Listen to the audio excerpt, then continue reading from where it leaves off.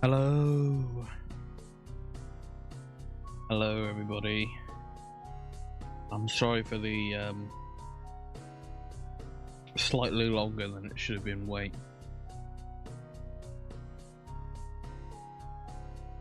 Just make sure I'm all calibrated and such and such and such. Hey! How you doing? Whew. Been a pretty good day for me.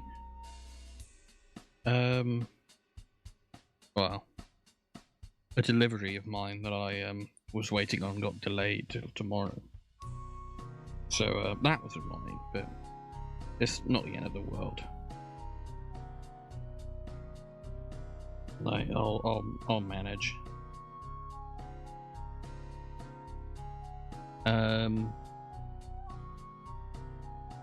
am I so high up?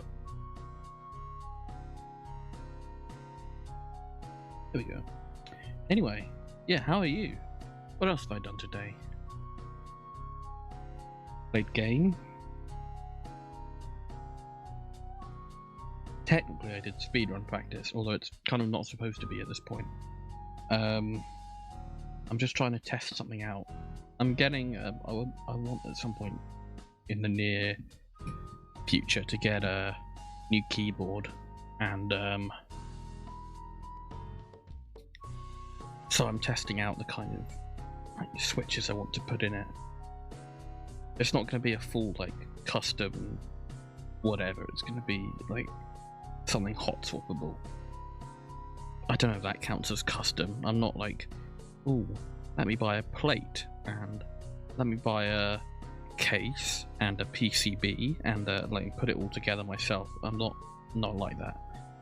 I'll buy a keyboard, some switches and some keycaps, and that'll do me.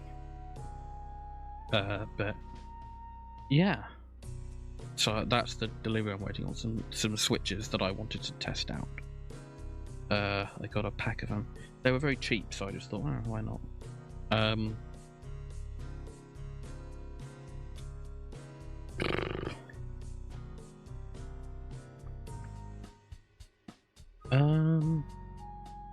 But otherwise, I mean, I've been chatting with friends. I've been looking at houses.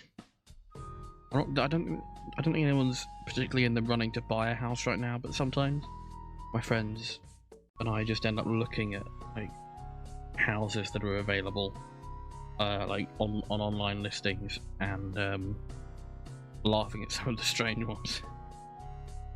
So yeah, today in the order of content is how it's made React Andy, which, you know, I thought I'd take it easy tonight with some React Andy. So yeah, and I like how it's made. I love that kind of factory stuff. So I do. I say a lot. I'm sorry. I feel like I can't think of the next thing I'm gonna say very quickly, very easily, especially when I'm live. It's not particularly easy, because there's, even though it's like it's not like stressful, but there is that element of, you know, it's a bit like being on a stage, and people are watching. So, but yeah, today is React Andy. There's a Science Channel playlist of how it's made videos. It's 294 videos long. And the cocoa beans that I led with, they're actually the second one, so not too far down, although this first one is quite a long video from the looks of things. How it's made class and championship rings.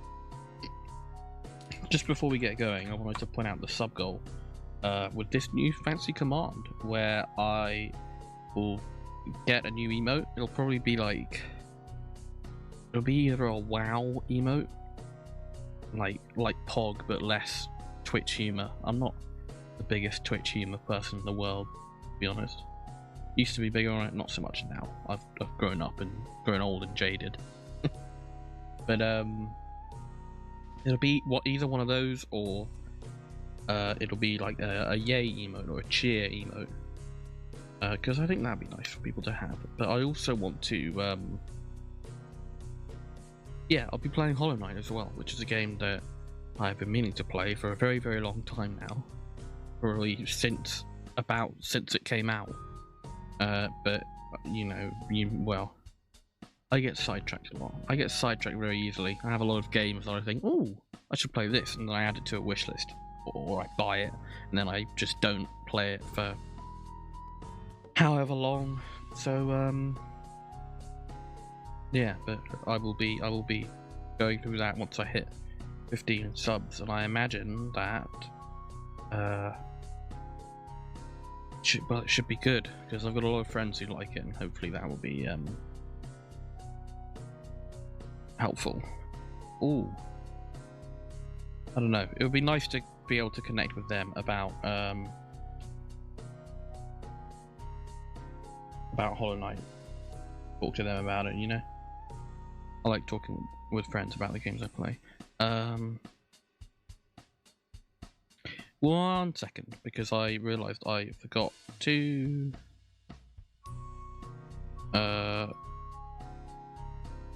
post my stream to various Discords.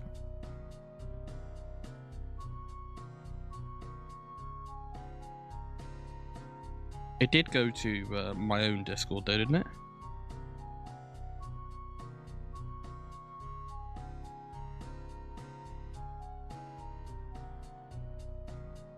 It did. Good. I post in a few more because clout is everything. No, I'm kidding. But I got to build that profile, right?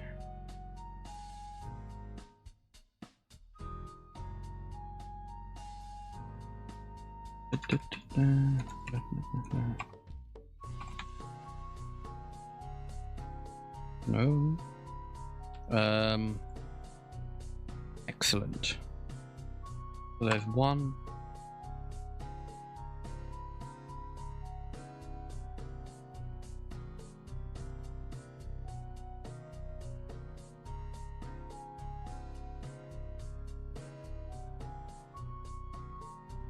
Alright.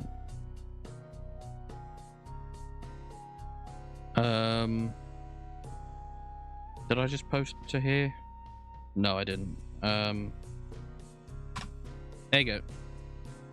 Right, we're done with 3. So yeah, subgoal, I've already talked about that, and also socials and Discord. I think that's in the link tree anyway, but Discord, I should have put some info about the Discord in the actual command, but basically you can find out when I go live, because I ping the Discord when I go live. Well, a bot does it for me, but you know, same kind of thing. And there are also channels to talk about some of the things that I'm interested in, like speedrunning. I used to do a lot of speedrunning, and I want to get back to it at some point too. And music as well, because I'm a musician and I know some music theory. So I like to talk about that as well, and I am very much an avid music listener. I'm not always seeking out new music, but I am listening a lot to the music that I've built up in my collection over the years.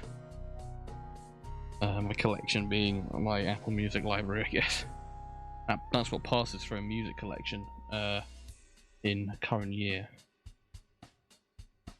For the moment, though,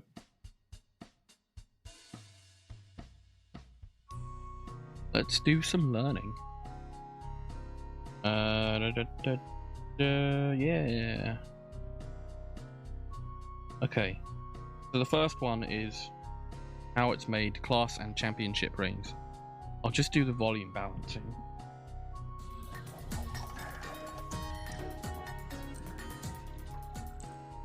A ring celebrating a special achievement makes a cherished lifelong keepsake. How's that? Let me know if the volume is good. I'm going to put it about there for the moment. Actually, let me turn it up a bit. And then, sorry, one sec. ring celebrating a special achievement. Okay, made it louder on my end.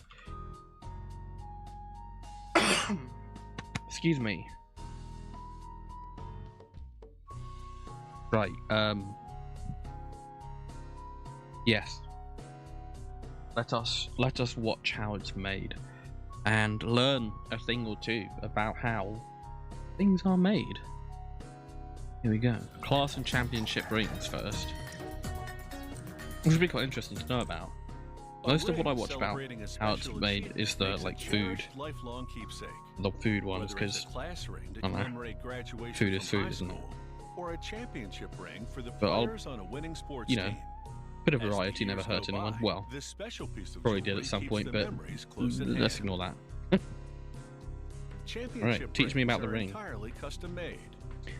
They look like the kind of signet rings that the ancient Romans used. They can also have personalized touches such as the player's name. You don't press those into wax though, I think. Class rings, on the other hand, come signet in rings, were they? I don't know if they were called presented signet in the rings, but catalog. Graduates order their like, have you ever favorite seen style, an ancient then Roman personalize wax their ring seal, by that choosing style of thing? options, such as symbols, They used it for gemstones, that. and engraved lettering. For each style, a jewelry designer first sketches the ring's base, the overall shape of the ring minus the decorative elements. To have that Then, sort of an skill. industrial designer transforms the sketch into a three-dimensional computer drawing. The ring's decorative Windsor components go through Spitfires. the same process. Anyone know who the Windsor The jewelry Spitfires are? designer's What they color do? drawing, adapted to 'Cause I 3D don't. software that guides a computer I've never heard of them. Well, British The me. machine transforms 2 blocks of aluminum into a 2-part mold for each of the flat, detailed What is components that? of the ring, meaning all the parts except for the base. A What steady flow of lubricant washes away the Oh. shards of metal the machine cuts away. Okay then, right. Bit by bit, the mold assumes very intricate detail of the ring design. It's a very, very watery lubricant. Once it's finished, they coat Oh, the cavity with needs a a- powder that prevents the wax they're about needs to a teeth inject brushing. from sticking. Then they load the mold into an injection device. They put some It cocaine shoots in in the hot liquid thing, wax and at high oh, they pressure, fill it with raspberry filling all jam. the minute nooks and crannies of the intricately detailed cavity. Oh man. Seconds later, they extract a wax model of, in this case, Ah, the we are elaborate dealing in top of a wax. championship ring. To make a wax model of the ring's base, I feel like they you'd use think a they'd flexible have rubber mold, specialized brushes because it rather would than be just too using. difficult to extract like, the toothbrushes, three-dimensional shape from a but- metal mold. Guess not. Sorry, I was talking over you. They use a flexible rubber mold because it would be too difficult to extract the three-dimensional shape from a metal mold. Yes. Yes. Yes. Yes. They inject the wax at low pressure, as a rubber So- mold can't withstand high-pressure injection. Mhm. Nor is it necessary when the base has no intricate details. Cool. So my tracking goes weird when I need to rub my eye or scratch my face or something. The next step is to assemble the wax models of 2 of the ring's components, Ah. connecting the parts with joining wax, applied using a fine-tip soldering iron. Nice. It's at this stage that Nice. they also size the ring for the customer, either cutting out Hmm. a section of the shank to downsize, or I wonder adding how to it the goes shank from to wax enlarge. to well, metal. Next, they they begin form the building a metal wax around the structure wax? on which to mount the wax models. For several rings, they'll be casting simultaneously. Hmm.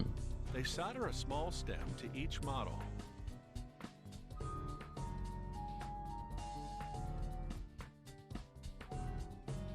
Then connect each stem to a large wax rod. Ah.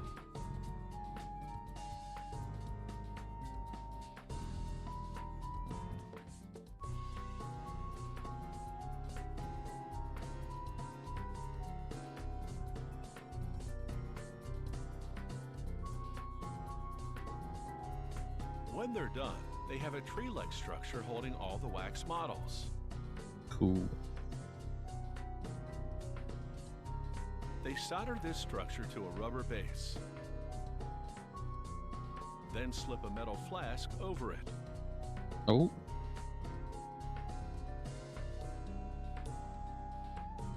Ah.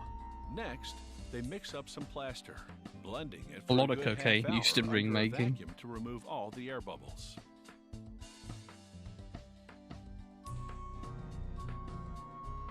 Then they inject the plaster into the flask, engulfing the wax models and supporting structure inside. Oh, Over wax the to next 12 plaster. hours, the plaster hardens into I a see. shell around the wax. I think I see. Next, 12 hours in a hot oven. This burns out the wax components, leaving behind a cavity in the shell shaped precisely like them. Oh, that's clever. That's clever. Now it's just a matter I'm of not that melting clever. down the metal I didn't for the figure it final out. Casting.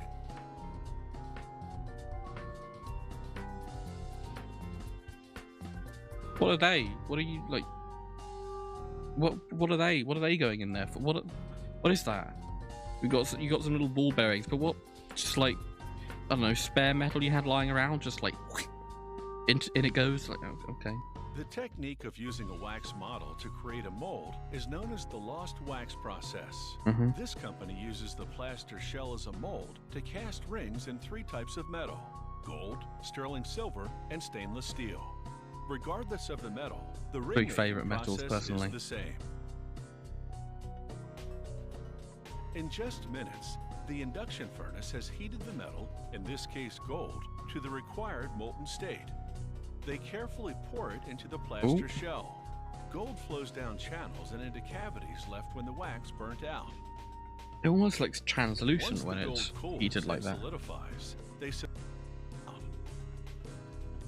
Once the gold cools and solidifies, they submerge Not the the shell cleanest in cool drop. water. This Guess it doesn't instantly matter. dissolves the hot plaster, releasing the cast piece. Everything that was once modeled in wax is now replicated in gold. They cut the ring components off the structure, then remelt the structure to reuse the gold. I mean, it's gold, right? It's fairly There's still malleable. a remnant of the structure on each ring component, so Fairly they grind it pliable. off.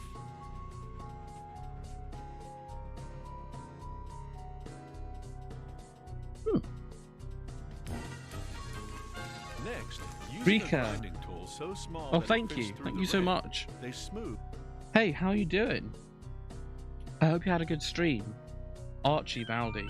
Oh, thank you for the follow, Archie. Hey, how you doing? I hope you had a good stream. Today I am watching how it's made videos and learning something. Hopefully, probably, maybe. I hope. Yeah.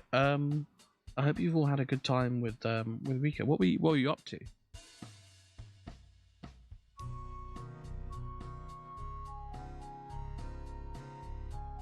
Oh.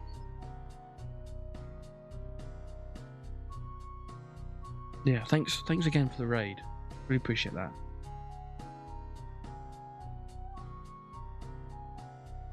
Singing. Yeah. I've heard her singing, but she's very, very good. I need to actually check out the stream, but I mean, I guess I was busy now, wasn't I? Operation Tango. Ooh. Oh, okay. Let me check if I can remember what Operation Tango is.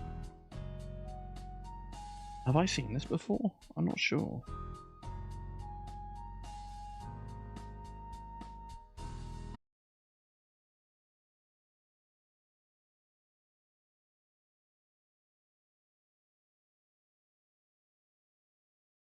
Rule 289. Hey, thanks for dropping by. Did you come in the raid, maybe? Either way, thanks for being here. Welcome, everyone. I am Clever Pigeon. I stream video games, but I also stream myself singing and playing some music on strange musical instruments, like this one, which is upside down. My voice seems familiar. I mean, I've like, I used to stream speedruns, and I did a few like speedrunning marathons. So you might have seen me on that, but also, I don't know. I've not got like the rarest accent in the world. I've been told I sound like the comedian James Acaster before. Another British comedian. Oh, okay. Oh, that sounds really cool. I have to check that out sometime. Yeah, I play video games. I especially indie games and like RPG horror. I love that stuff. But I also stream like the chord bot, and I've got some other instrument. I've got another instrument that I want to stream called the Q chord. Q chord. There you go. They're both like unusual musical instruments, but I try and sing along with them, and it's been going pretty well so far. How do I hide that? Like that. There you go. I'm going to shill myself briefly, so you can always go and follow me on Twitter or TikTok or such and such. And you can join my Discord if you want to know when I go live or talk to me about stuff. Oh, that's okay, Rika. No problem. See ya. Thanks for the raid again. Have a good sleep. See ya.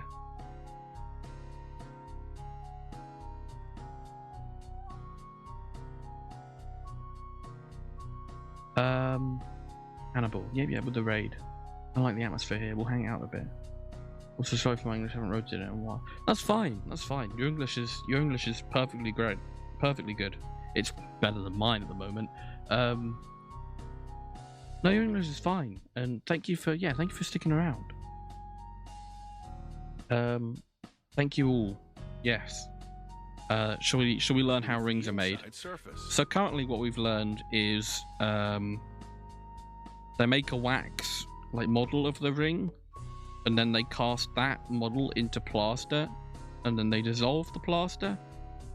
No, they melt off the wax, fill the holes in the plaster with metal, and then they dissolve the plaster, and that leaves them with a little gold ring.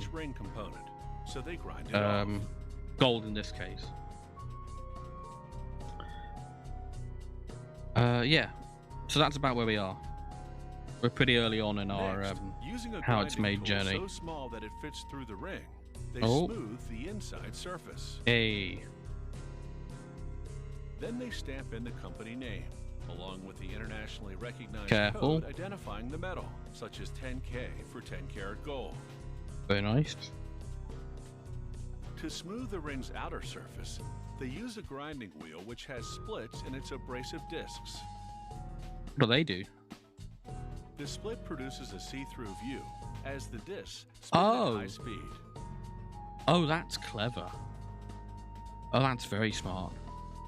With the entire surface now smooth, the ring is ready for polishing. They apply some polishing compound, then this one, they call it a championship ring. It up.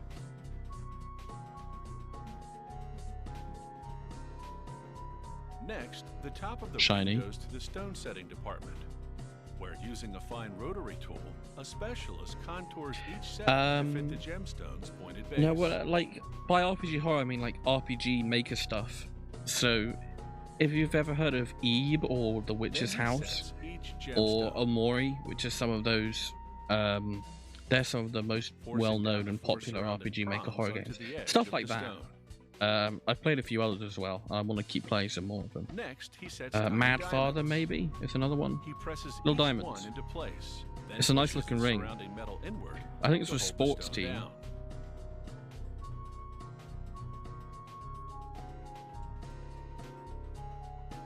The top of the ring complete. They now solder very nice. To the base. Oh, made a tiny ball. Oh. No, that's okay. No, that's okay. I've actually never played a Soulsborne game. I really ought to. This leaves behind a black background highlighting the ring's details. That's nice. No, that's not a problem though. If you like horror stuff though, I do think they're great games, but obviously you've got to make sure it's something that you're comfortable with. Hannibal, thank you so much for the follow. I appreciate that. Welcome aboard. They clean the ring thoroughly actually that character in that little picture is from one of the RPG horror games I like, called Wada Nohara and the Great Blue Sea. That's Wada Nohara in that follow alert. But do be careful, because that game has got some pretty disturbing content in it. A few blasts of pressurized steam, and the ring is completely dry. Hello. Certain Archie, rings thank you for the also take a have sip. enamel I've just taken a decoration. sip. Enamel is liquid glass. It goes on I like didn't know paint, that. then has to be baked in an oven for 30 minutes. Man, I can't imagine working at such. Ah, cool, yeah. Yeah, I recommend Finally, RPG a Maker horror stuff. computer-guided I really like engraving it. machine inscribes any name or personal Classic message emote. customers request be written on Oh, thank or you. inside their rings. The tradition of the class ring dates back to the 1800s. Championship rings, a wearable trophy of sorts, are a more recent custom. Both make a proud and triumphant Yeah, but I can't fashion imagine statement. working at such small scale. I feel like my hands would be way too shaky. I get so nervous that my hands are going to shake that they like start shaking. Chocolate coins. What's the next one? Well, I know what the next one is. But yeah, it's a nice ring. But what? Windsor Spitfires was it? Or a more recent custom. I don't know who. Well, I'll find out. Who are the Windsor Spitfires? They're an ice hockey team. Ah, are we dealing with Canada? Yes. The Windsor Spitfires are a Canadian junior ice hockey team in the Ontario Hockey League. The team is based in Windsor, Ontario, Canada. Founded in 1971, the franchise was promoted to the Ontario Major Junior Hockey League for the 1975-76 season. Shoutouts to the Windsor Spitfires. Nice looking rings. Both. I like make this a one on the proud and left. Triumphant fashion statement. Oh no, what's my favourite ring? This one's quite nice, to be honest. Quite elegant. Ah, cool. No worries.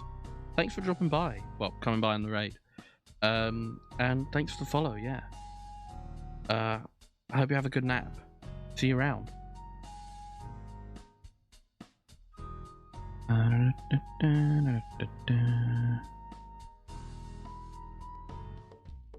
I like these two rings.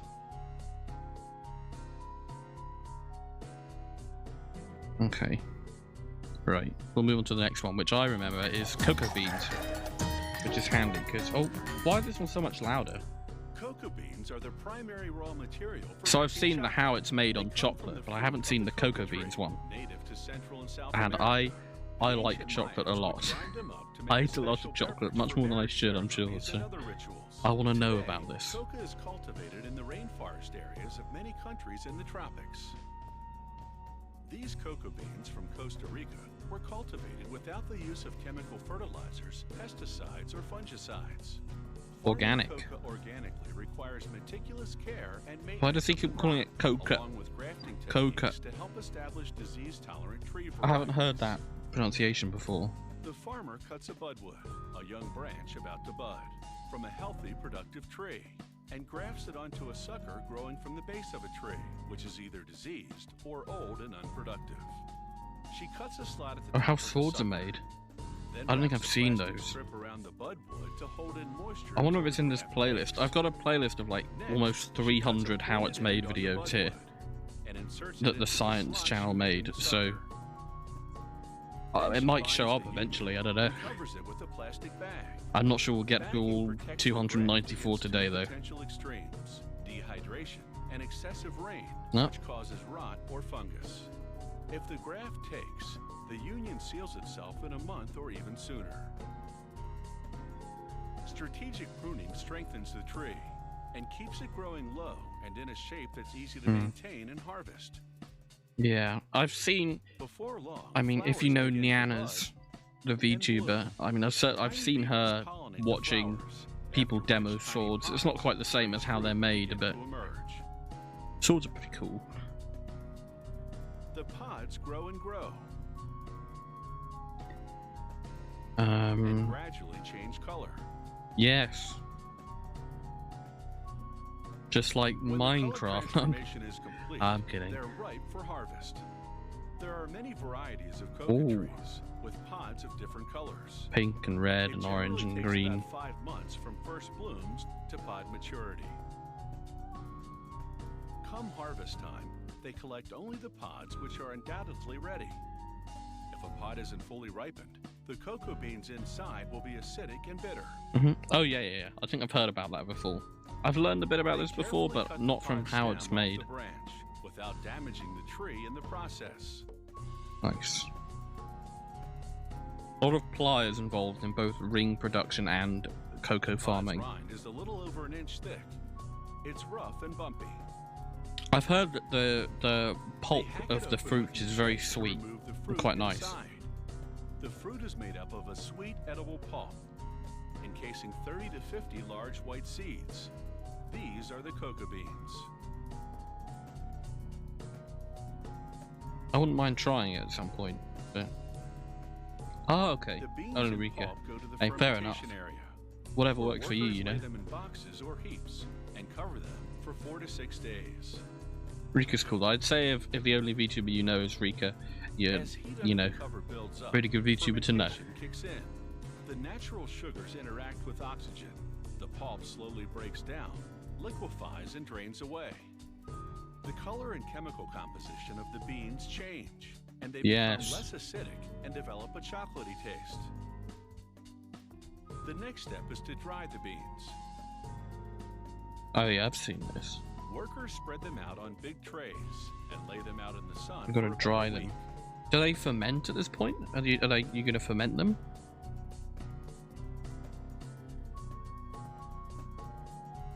I wonder if they ferment. What a cocoa bean is like wet. Bendy. Versus dried.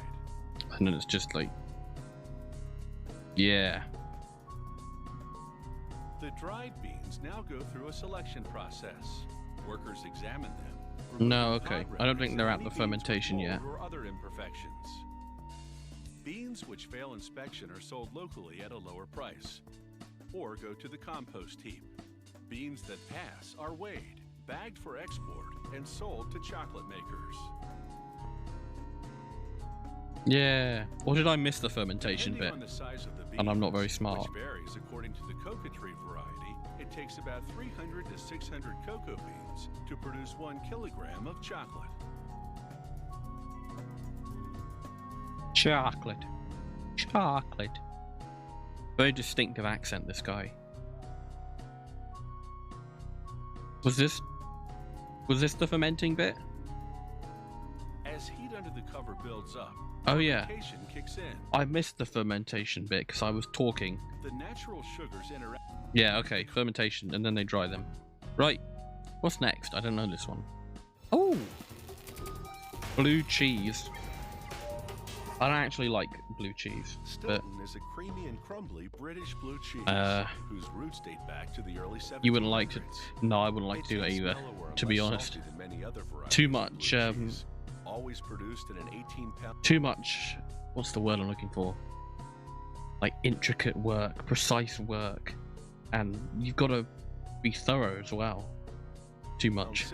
I'll just watch them do it. It has veins of blue mold radiating from the center outward. Yes. Stilton. The production of Stilton is from my regulated. country. Only half a dozen dairies in the world, located in 3 specific English counties, are licensed to produce it, and only from locally produced pasteurized milk. It's like champagne, isn't it? Of milk to make each 18-pound It's got to be from a certain They begin part by of pouring milk in a vat. the UK. Like champagne has got to be from a certain part of France. Laboratory-grown natural organisms. Huh. Then I wonder how they use used to a make it mold before culture called penicillium labs. Roquefort with distilled water, and add this to the mix What is of that? blue mold culture called penicillium Oh, that's- Roquefort with Oh, distilled that's the water, mold. and add this to the milk as well. Lovely. After about 3 hours, they stir in rennet, enzymes that Yeah, coagulate the milk fat. I don't really like Stilton After or about 90 blue minutes, cheese. Workers run a wire knife through the now gelatinous milk, Ooh. separating the fat, called curds, from the liquid called whey.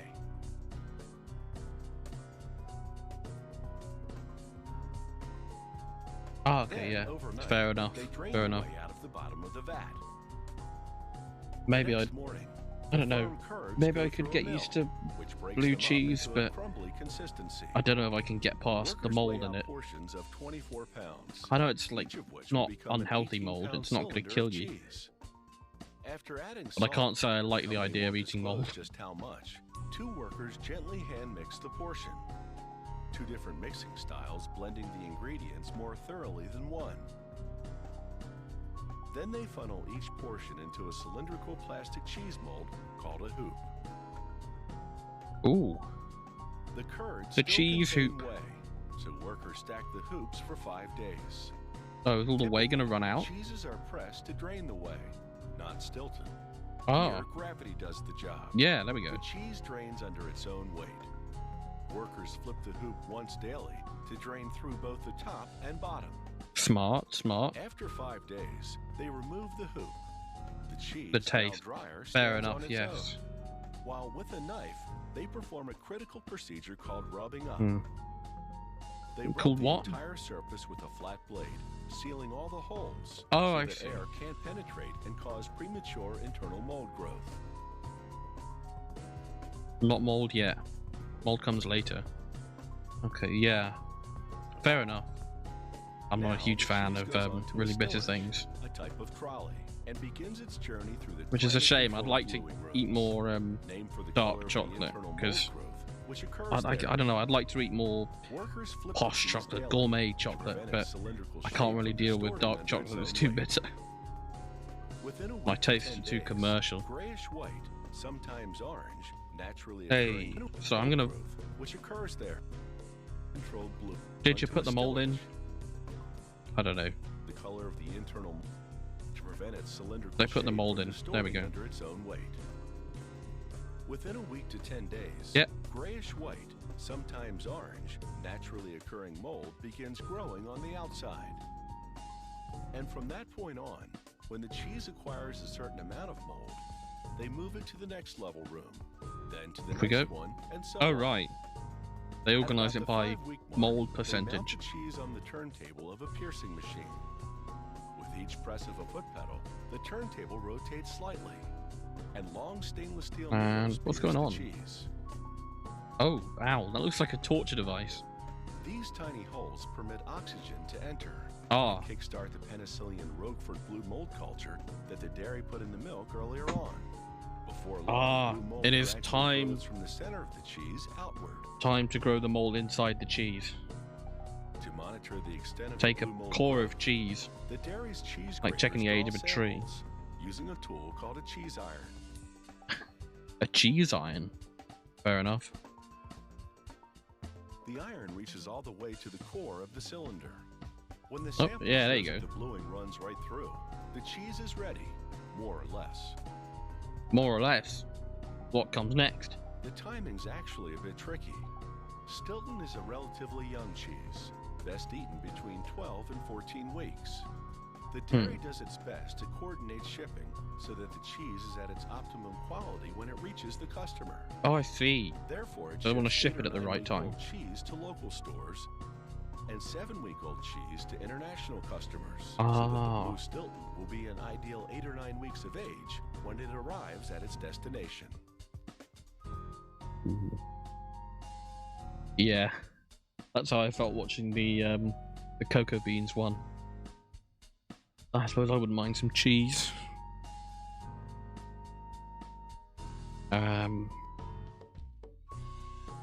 What's next? How it's made, man. Telescopes. Okay, can't eat those. What a shame. Well, you can if you try very hard. The telescope was invented by a Dutch optician 4 centuries ago. Before that, it was believed the Earth was the center of everything. The theory that it actually revolved around the sun was discounted. In the hands of Italian astronomer Galileo, the telescope brought reality into focus. Oh, Modern telescopes the big boy are telescope. light years ahead of those early versions, and through their eyepieces, the universe continues. we're not to dealing with unfold. like the kind of telescope you'd The have in your reflecting bedroom telescope necessarily, are bounces you? and concentrates light with mirrors. We're dealing with some Production heavy-duty begins ones. with the machining of cylindrical metal parts. These are baffles, and when screwed together, they'll block Baffling. stray light that would interfere with the telescope's operation. More tools transform a solid aluminum disc into a ring with spokes. This part, called the spider, is a framework for supporting the telescope's secondary mirror. After coating the metal parts with a protective oxide, They plunge them into a vat of black dye. The dye soaks into the oxidized pores and seals the surface of the parts. Is it all on a rack or something? Next, this molded disc of thick, low-expansion glass will become the telescope's primary mirror. A diamond-edged tool rotates on a calculated tilt to make the glass slightly concave.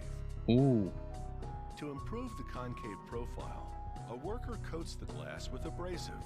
He adds a weight to a precisely curved cast iron disc and spins it. The weighted iron disc bears down on the abrasive-coated glass to fine-tune its curvature. A worker then examines the finely ground surface for scratches. And using a calibrated gauge, he measures the radius of the disc to confirm that the concave profile is precisely what it needs to be. The glass gotta be precise, spins, while a cylindrical cutter aims dead center to cut out a hole. This center hole is sized to accommodate the baffles we saw earlier, and it will also enable the mirror to be held securely in the telescope. Next, the glass disc oscillates as an automated tool rubs a compound against it to polish it. Yeah, you want to get it see-through again, of course. The worker then applies some of the compound onto a polishing disc and works the surface of the glass got a lot of against it discs. repeatedly. This hand polishing improves the surface considerably. In the laboratory, a technician compares the primary mirror glass to a night grid vision goggles to verify that the dimensions are accurate. He aims a laser at the glass. A computer analyzes this is the cool. reflected light. If the angle is off by 1/1000th of the width of a hair, the telescope's image could be blurry. The glass is now ready for its mirror finish. They lock it face down in a vacuum chamber. They add small amounts of titanium oxide, silicon monoxide, and aluminum. Oh wow. They close the chamber, tightly encasing the contents, and then pump out most of the air, creating a partial vacuum inside. It's amazing that we've managed to make machines that can be as precise as they are. I feel like onto the now rotating glass disc. Like you can just let the machine do the work to give it a serious cleaning. for something that's so titanium and silicon precise. I can't think of another word. Atoms can look at that on the surface of the glass to form a glossy mirror surface. It takes just minutes for this highly reflective coating to be applied. This telescope mirror is now ready to reflect light from the stars and planets in the sky. Next, a technician screws lenses into the metal housing for the primary mirror. He adds a mount mechanism for the eyepiece, complete with knobs for focusing. He flips over the assembly and slides that precision-made mirror onto the housing. A cork ring cushions the mirror so a retaining ring can be installed without a scratch.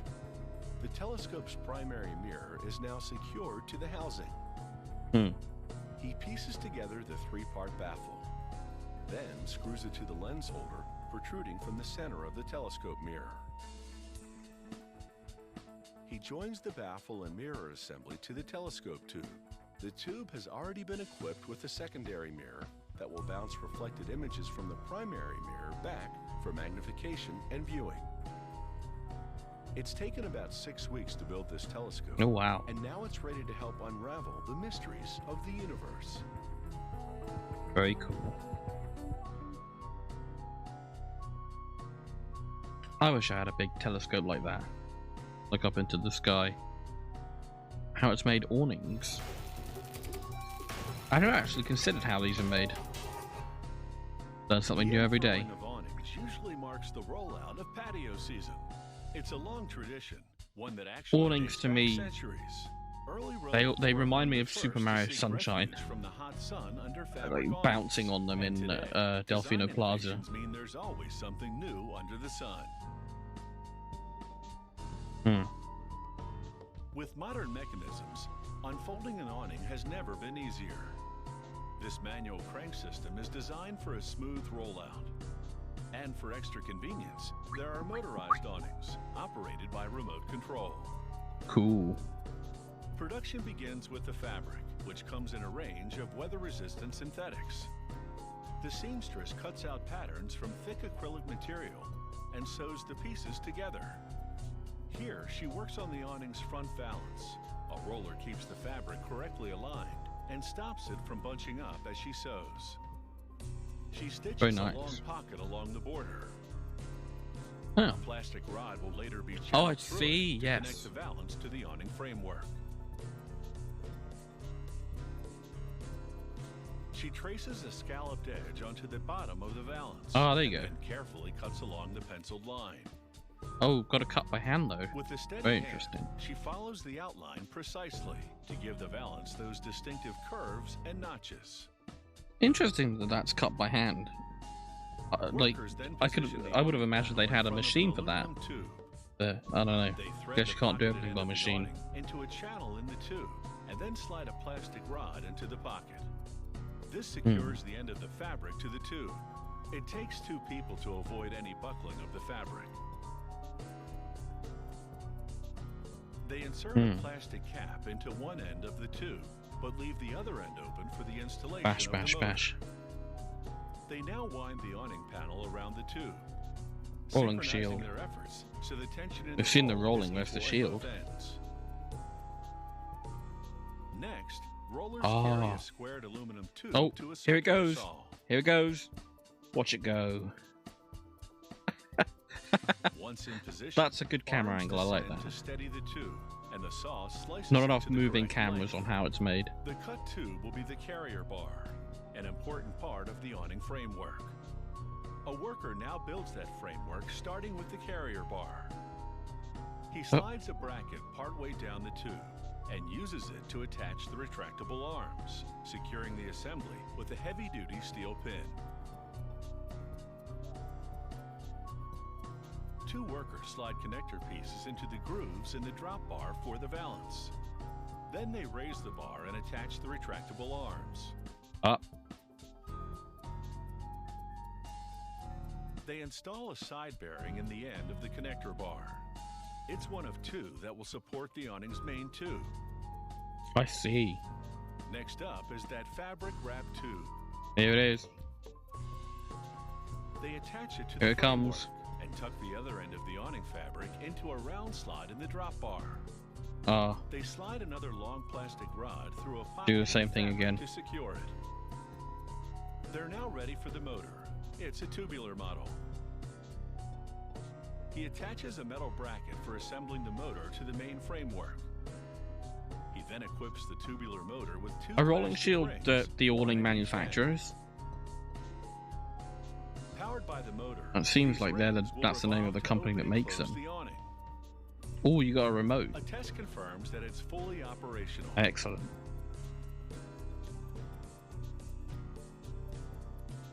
He slides the tubular Oh, you're not going to motor into the show it opening rolling the of other way? awning tube. I want to see that the third button works. What if the third button doesn't work? He attaches the second side bearing to the metal bracket and caps the open end of the drop bar. A few taps with the hammer drives it down the shaft. Tick, tick, tick, tick, tick, tick, tick, tick. He now There you go. tests the awning to confirm that everything Hey. unfolds as it should. He tightens some screws, Excellent. and when it's perfectly operational, he'll install the valance.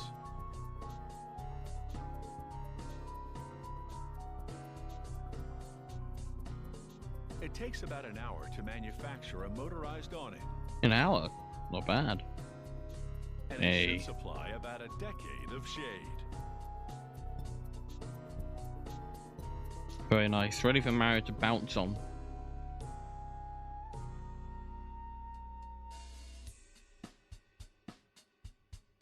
What's next? Dashboards. Well, there's a lot of stuff in a dashboard.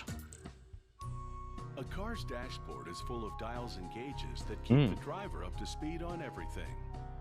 In the time of the horse and buggy, Unless you got a dashboard was Tesla, in wooden which board case you have a to shield the big driver from iPad. mud and water.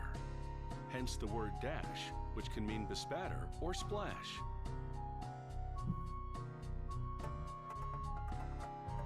Right. When motorized vehicles came along, instruments were added, making the dashboard an important source of information. Today's Ooh, dashboards tax tell disc. the driver a lot at a glance. Don't see Ignore those indicator anymore. Dials, and you could run out of fuel or be slapped with a Did you see that? speed Oh, look at that. Tax disc. I wonder how many years ago it was now. The UK used to have tax discs like that, but then all the information, it's online now, so no need. I used to remember I remember my dad used to, like, you get a new tax disc and you'd have to put it in the window of your car in the corner. Oh, chat is blocking it slightly. Let me just hide chat a second. This thing, like, where's my cursor gone? My cursor should be, there you go. That thing. Oh yeah, I remember my dad putting those in a little pocket that was attached to the inside of the windscreen on a car. Right, chat. Source of information. Today's dashboards tell the driver a lot at a glance. Ignore the indicator dials, and you could run out of fuel or be slapped with a speeding ticket. A dashboard for a luxury sports car starts with this aluminum skeleton. It's been bonded at the joints with adhesive that's stronger than conventional welds. A technician clips the main electrical harness to the aluminum frame. He then fixes the heating and air conditioning unit to the center of the dashboard skeleton and connects it to the wiring. Do they leave them hollow? I wonder how much of a dashboard is hollow. The dashboard's composite substructure. I guess you don't want to fill it in because you don't want to make the car too heavy, and also, the technician installs a glove box, like, might be a waste of material. Heating and cooling system. At the same time, you want to make sure that it is the substructure is now ready structurally integral. You want to make sure that it's all, like, secure. He slots the driver's information module, which includes there you the go. speedometer, into the housing. All the bits you just plug in. Equips the dashboard with high-end speakers. We've got it down to a science now, I suppose. The front speakers. Airbag, encased in aluminum, comes next. The technician inserts it in the molded plastic niche. I wonder how many times they accidentally activate an airbag when they're installing it. The airbag with perfect precision. I wonder if that's even possible. Next up is the steering column, with its magnesium shifting paddles and I don't know. I like the idea of that they mess it up and accidentally airbag in their face. He then encases the electronics with plastic cowling. This both protects the wiring and tucks it out of sight. He tops off this job with more cowling above.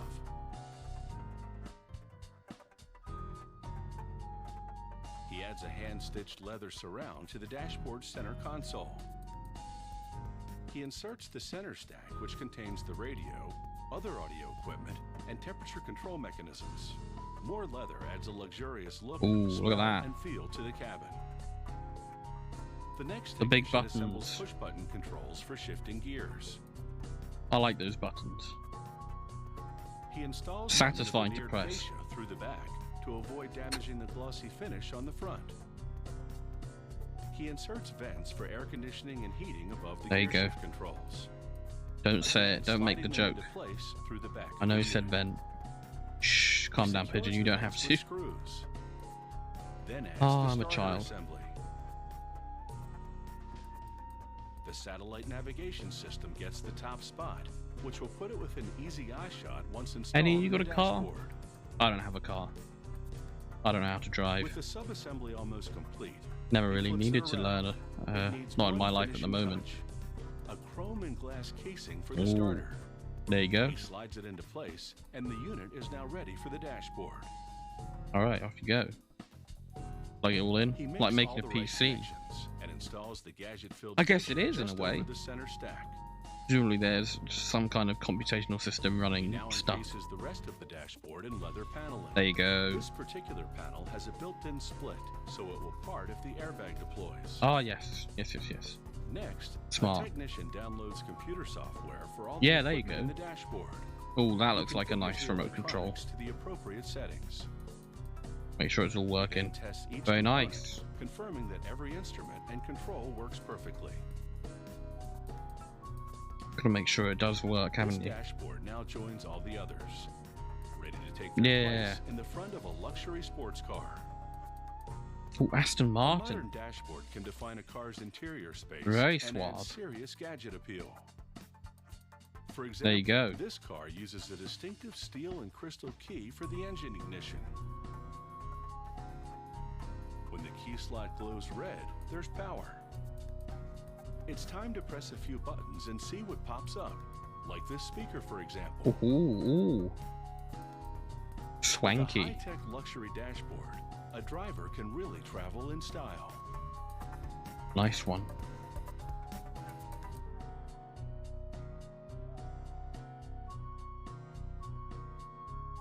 Very interesting.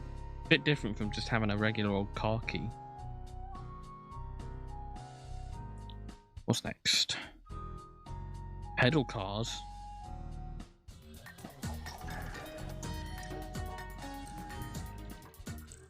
It looks like a car and it drives like a tricycle, a child-sized version of a motorized three-wheeler vehicle, popular in the early 20th century.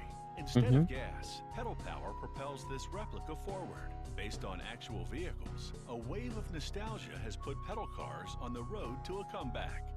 That's a tiny one. Yeah, there you go.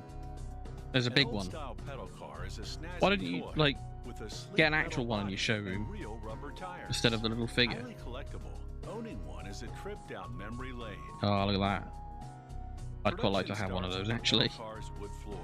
The worker Looks like a places boat. metal template of the floor under a sheet of ash plywood and transfers the two to a router table. With a pin in the template Spin. below to guide him, he moves the plywood as the router cuts it. There you go. Oh, it's like that one This produces minigame a from part Mario Party that's the 2. precise size and shape There you go. needed for the pedal car floor. Score 100. Now that cutout is Using the alive. same system, he cuts a slot for the pedals and another one for the rear wheel. God. A lot of sawdust though. He evens the edges with a hand router, giving the pedal car floor a finer look and feel. Ooh. Very swish. He glues supports for the backrest close to the rear of the floorboard. He props the backrest A bit against less the highly supports engineered than and the screws it into position. electric cars or the electric He dashboards. installs the dashboard Just glue and framework screws and further stuff. towards the front. Next, they varnish the laminated ash dashboard I mean, whatever a works. deep, rich hue to replicate the look Ooh. of the one in the original three-wheeler vehicle. Hmm. And now for the body of the pedal car. A welder tacks together the two parts of the aluminum shell. I'd like to and have one of seals these, but I don't know with what I'd special do with it. adhesive. It's not the most convenient thing to They then screw the wooden take out on framework a to the aluminum little body. pedal car drive. After a thorough cleaning, they paint a primer coat onto the metal. Hmm. Then it's into the paint booth for a glossy coat of automotive paint. There you go. In the meantime, the metal chassis of the pedal car I wonder if that's comes regular together. spray paint or there's some A kind of worker mounts a dummy electrically twin engine to the charged front. painting method In that this makes the paint pedal-powered replica, stick the really engine's well to the purpose is purely really well and decorative. really evenly to The headlights, though, what you're trying to are apply real. it to. He attaches those to the chassis. Wait, what's fake? In this pedal-powered replica, the engine's purpose is purely decorative. Oh, okay, right. The headlights, Fair though, enough. are real. He attaches those to the chassis, Huh? complete with the hooded framework, distinctive to the original Hey. full-size three-wheeled car from a century ago. Very nice. He then fits the tires to the chassis. They're cycle tires, child-sized, to fit the scale of this toy car replica. Oh, okay. Quick spin confirms they're Whee! operational. He mounts the fenders to the frame just above the tires and secures them with metal brackets. The fenders will guard against splashing mud and water. Hmm. He now transfers the car body to the three-wheeled chassis. He aligns it with fixing points on the chassis and then screws it into place. Next, he hooks up the exhaust pipe. Like the engine. Yeah, it's an that's just a imitation, decoration. but It's it pedal looks powered, real. right? He fits If a it needed an roof exhaust to pipe. the front of the pedal car, just behind the mock engine. Is that actually He slotted in installs a properly? small windshield in front of the pedal Or was car that just glued cockpit. on? What's going on? And now he pops the dashboard, equipped with the speed dial, into place. Ooh. It fits into the pedal car's hooped frame perfectly. How fast can they go? He wires the battery-operated headlights to the dashboard switch. He attaches the handbrake to the side of the cab and runs the braking cables to the rear wheel. Very nice.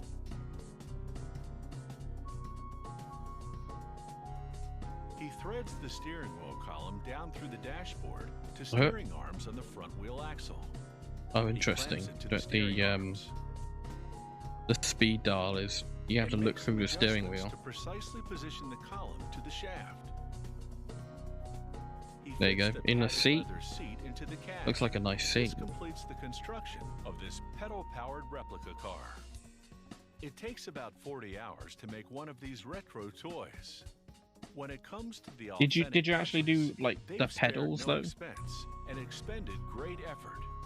It's time for did we see them put the pedals on? Some good old-fashioned fun. Did we actually see them put the pedals on though? He fits in a loop. Am I just like not very smart? Oh, I see. To the three-wheel chassis. He aligns it with fixing. Oh, okay. I see. The whole pedal part was like pre-prepared. He now transfers the car. 1 second. We're gonna take a detour. I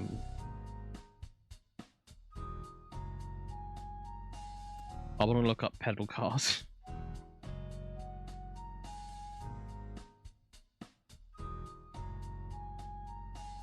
Pedal car. Yeah, how it's made.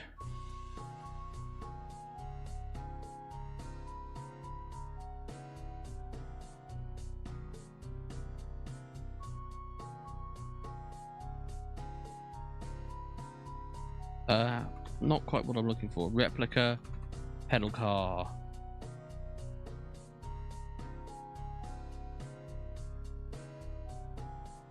No, come on.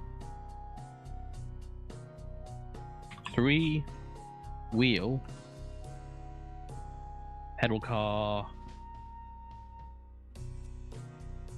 That's a motorized one.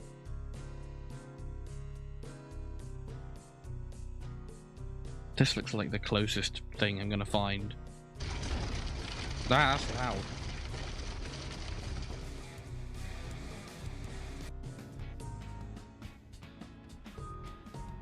And here it is. Look how beautiful it is. The body of the car is pretty nice. And there's fiberglass applied on top of that. It's modeled after Austin Healey's Sprite MK1. The guy bought a small toy model of the Sprite and then used a 3D scanner to scan it and to make 3D model out of it. And then he used a CNC milling machine to carve the shape out of a foam. Of course he had to make some modifications to the original model to allow enough room under the hood for the pedals. And by the way, this article is from a Finnish vintage car magazine called Automobili. There are 2 seats with pedals at the front, and then there is this hidden Donald Duck style rear seat for kids at the rear. Oh, that's cool. I like that. Light system. Unfortunately, the battery not the safest in the world, but so I can't show you how do they work. In the dashboard, there is the main switch for the electric assist, the console panel for the electric that's how it's going so radio, fast. Of course, every car should have a radio. The gear shifter, which actually works, but not quite same way than a real car. The throttle lever for the electric assist and brake levers for the front disc brakes. So there is separate levers for left and right brake. And by the way, they are hydraulic brakes. And here under the Finnish accent, I think. It's a nice accent, the Finnish accent. Actually, Shimano Alpine 7 internal gear hub, if I remember correctly. Actually, maybe. Not fair. When I hear a Finnish accent like that, I think of RT in the game Control. I like him. Good character. 100 kilograms. But okay, let's go for a quick test ride. Yeah. The steering wheel can be lifted to the side, so it's easier to Let's get in. Cool. Same thing than with my Velomobile. But other than that, I have to say that everything in this car is made so that it looks and feels like a real car. So it's completely different story than Velomobile. Steering wheel is very close to you though. Almost on your lap. Human-powered vehicles. I think there is the pedal sensor for the electric assist. With that, I just could pedal and the electric motor. No, not a lot of space for it. But for some reason, it is on your lap. Maybe the e-assist was on wrong setting or something. Well, this is a DIY project, so it's never quite finished. So I had to use the Can you pedal from either side? What's going on? Or can you have... This thing is heavy. Do you have your passenger help you pedal? And the steering was big I said, Okay. the gear shifting is working. By moving the stick forward, you get smaller gear, and by moving it backwards, you get bigger gear. The gear shifting operation was a bit tricky because first you had to find the center spot, which was a bit difficult, before you could move it forward. Looks a bit loose. To get to the next gear. But maybe it's different to a car, I suppose. Like this. So the driving experience was a little awkward compared to a velomobile. But this car had one problem. When the speed exceeded walking speed, the front wheel started to wobble like crazy. Oh dear. There were some problems with the steering geometry. Ah. As I said, this is a DIY project, so there is always something to do, and it may never be quite finished. Little DIY one. Cool. I'm gonna head back to how it's made now, but that's cool. I'll have to look up velomobiles that he was talking about. Oh, chocolate coins. I think I've seen this one before. But I mean, I could always do with a refresher tutorial. Is a symbolic treat. In some parts of the world, chocolate coins are stuffed in Christmas stockings to celebrate the charity of St. Nicholas. They're also handed out to Jewish children during the festival of Hanukkah to teach them the value of money and charity.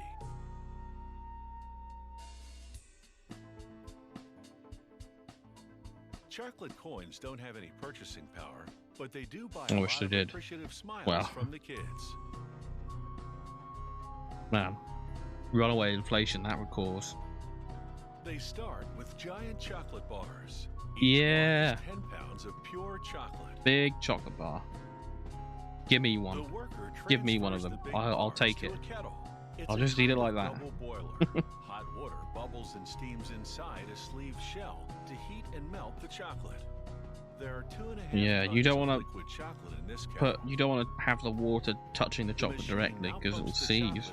Also, you don't want to contaminate the chocolate. The chocolate thickens, but not to the point of solidification, a process called tempering. It causes the chocolate to form a precise crystal structure for just the right texture and taste. The thick liquid I've watched quite a few videos about how chocolate gets made, just because I like chocolate so much. It's just very satisfying. Levels it to a specific thickness and spreads it evenly. There we go. Creating a long sheet of chocolate. Very nice. Chocolate now begins to all tempered. Tempering makes sure that it snaps cleanly when you bite it or break it, and also make sure that it's all shiny. This journey transforms the liquid chocolate into a soft solid. Next, they clean and prepare the die. Ooh. It's a spring-loaded device that works cookie cutter style to punch out round blanks. There's one big difference. Each cutter is long and tubular, so as it punches out the chocolate blanks, they accumulate inside. Oh, I see. Yes. Kind of looks like fun, to be honest. Looks like a money sorting machine, which I suppose it is in one sense. To be remelted into the process, so not a crumb of chocolate goes to waste. Yeah, look at that. There's some nice, satisfying chocolate discs there. At the end of the line, dozens They're of very clean. blanks have stacked up in each magazine. And piles of leftover chocolate have accumulated in a bin that will now be transferred back Give to that the to melting me. pot. I will take it. It's a bit soft, but you can firm it up. Put it in the fridge. To do this, they wrap the chocolate first, and then emboss both the wrap and the chocolate blanks simultaneously. I see. Yes, yes. Sheets of I remember glossy this. gold foil travel between rollers to establish an even tension. I put it in the foil and then Arm moves two chocolate blanks between they stamp the sheets. foil Piston-like and knives the move chocolate in to wrap, through the foil. cut, and fold the foil around the blanks. Oof. The forked arm then delivers There you go. the foil-wrapped blanks to a die press. It Press. stamps designs on both sides of the coins, making an impression on the foil through to the chocolate. And all the different moving The chocolate, parts. although solid, It's amazing. is still warm enough to receive the image. Removed from the machine, here's what the die heads look like. There you go. These are used to emboss chocolate coins Hello, with Abe. American penny markings. As for the foil discards, they don't end up on the scrap heap. Instead, they accumulate in a bin to be sent out for recycling. They make 150,000 foil-wrapped coins a day. To change the currency type, they simply switch die heads. Chocolate coins can be made in many sizes, with a range of different illustrations. The coins now spill out onto a conveyor that takes them to a bin. They spill out. Are they just getting dropped, or are they getting fired out of something? What's going on? It looks like they get chucked with a bit of force. They hit the wall of the conveyor belt. Which will be the traditional mesh bag. Yeah. Can't have them without a mesh bag. It takes less than an hour to make a chocolate coin.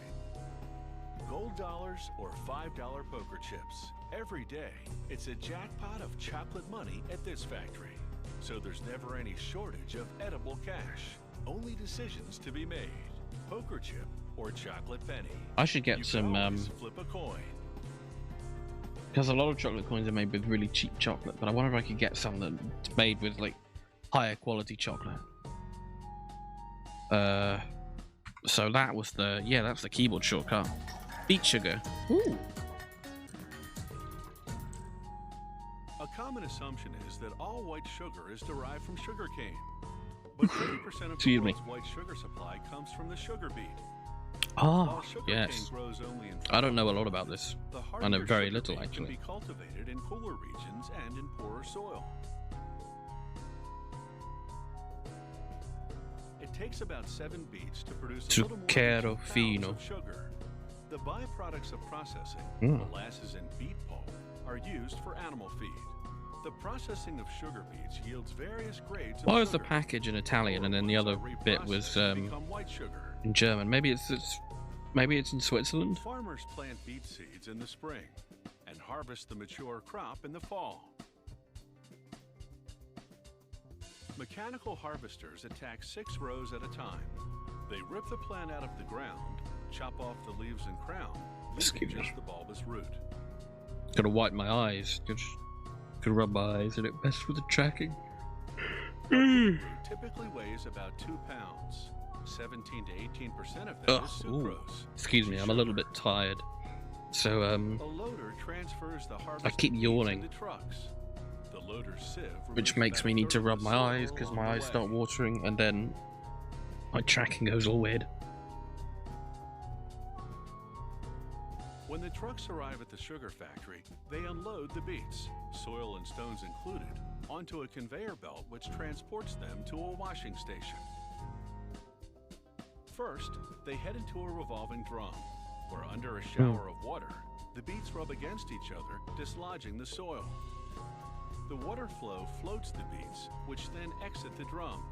The stones stay behind, collected in separator buckets along the edge. A screw conveyor moves the beets to a transfer system, which brings them inside the factory to be processed into sugar.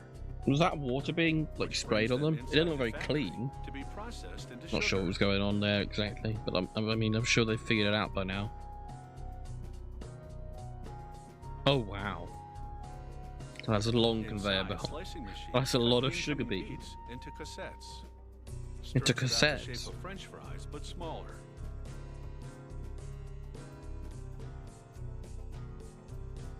Can I play music?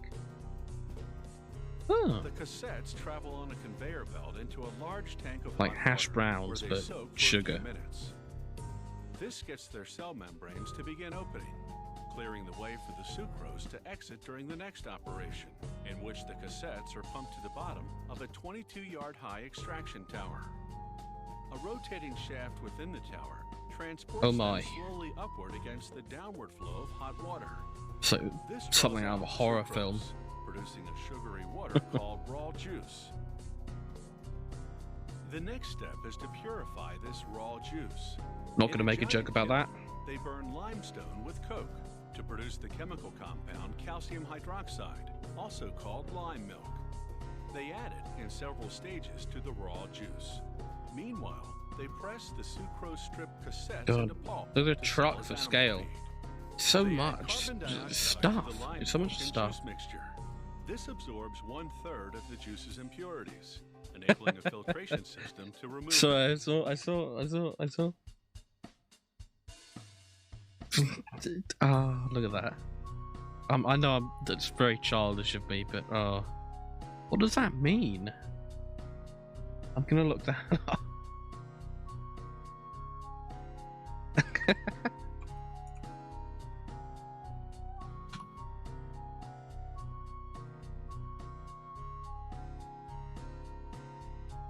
Thick mud. Okay, yeah. That makes sense.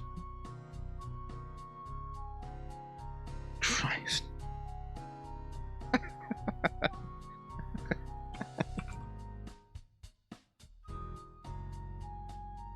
Right. Add carbon Easily amused. dioxide to the lining Easily of the amused I juice am. mixture. This absorbs 1/3 of the juice's impurities, enabling a filtration system to remove them. I'm gonna remember that Raw one. I'm gonna juice remember what the exits as a German for golden thick sugar mud is. solution called thin juice. Ooh. The thin juice then Thick enters a juice 6-step becomes thin juice. evaporation process, which reduces it to a thick And then they syrup-like evaporate. juice. Oh, no, it's thick juice again. From there, they pump it into a 4-phase crystallization system. In Ooh, phase 1, crystals. they heat and add seed Right, crystals. that's what sugar is, I suppose. Identical-sized sugar crystals made separately, using a complex cooling and evaporating process. As the water in the juice evaporates, about half of the sucrose crystallizes, growing the seed crystals. Then a centrifuge machine separates the crystals called refined sugar from the remaining syrup. The syrup goes through this crystallization centrifuge process 3 more times, producing a lesser grade of sugar each time. Ah. The factory dissolves and recrystallizes the lowest 2 grades. The highest grades of sugar go into dryers. On the way, passing through a screening machine. I wonder if you get which molasses separates from any whatever's crystals left, which are too if you large. can. The factory dissolves these crystals, then puts the sugary liquid through the crystallization process again. So in the end, Yeah, this must there be are in 2 grades Switzerland. of beet sugar German and which go Italian. into silos where they're stored. So in the end, there are 2 Salz, grades of beet Zucker, sugar which go into silos where and they're stored Zucchero until it's fino. time to package them for sale as refined sugar Feinsterback and white sugar. Zucker.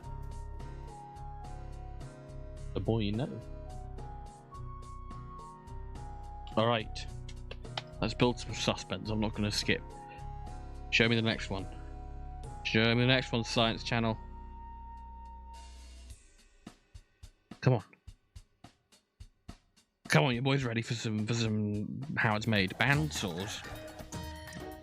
I don't know what a bandsaw is. From the home workshop to the factory floor, the bandsaw is one of the most popular power tools around. It's called a bandsaw because the blade is a metal band with teeth. Yeah, it's one of those. Continuously in a loop around 2 or 3 rotating wheels. It can make straight. I bet some of curved, these have and been angled used in cuts. other how it's made videos. This is an Yes, industrial I know bandsaw those. designed to cut wood, aluminum, and composite materials such as plexiglass. It can cut pieces up to 12 inches thick and can divide a board up to 40 inches wide into 2 equal sections. Very clean. The tabletop tilts that's to a bit less than maximum clean. 45 degrees for That is a angled wobbly cuts. line, mate. It's made of sturdy cast iron. The bandsaw manufacturer purchases it from a nearby foundry, then uses a rotary grinder to make the surface, as we can see on the right, smooth and shiny. There you go. Got that nice One of the spiral saw's key shine components pattern. is this lower bearing case. It links the motor to the lower of 2 cast iron wheels which turn the saw blade. Workers will later mount that lower wheel on one end of the bearing case shaft. Now, on the opposite end of the shaft, they mount the drive pulley. The motor will rotate the drive pulley, turning the shaft, and consequently, the lower wheel on the opposite end, which moves the saw blade looped around the lower and upper wheels. Oh, Those Good. cast Ooh, the iron wheel. wheels, meanwhile, need a rubber edge to ensure the blade moves smoothly and without slipping. Workers position a guide over the first wheel, then slip a rubber band onto the guide. yeah. They coat both the edge of the wheel and the rubber band on the guide with contact cement adhesive. Interesting. What does that do?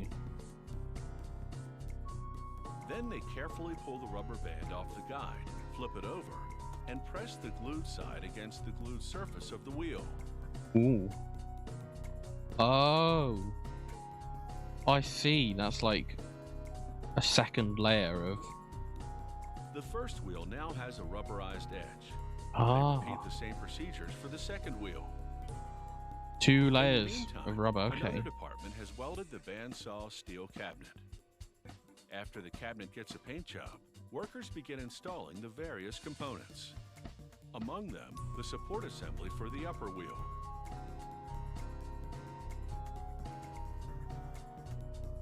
Behind the wall on which they mount the upper wheel, down at the bottom and protruding forward through the hole in the wall, they install the support for the lower wheel.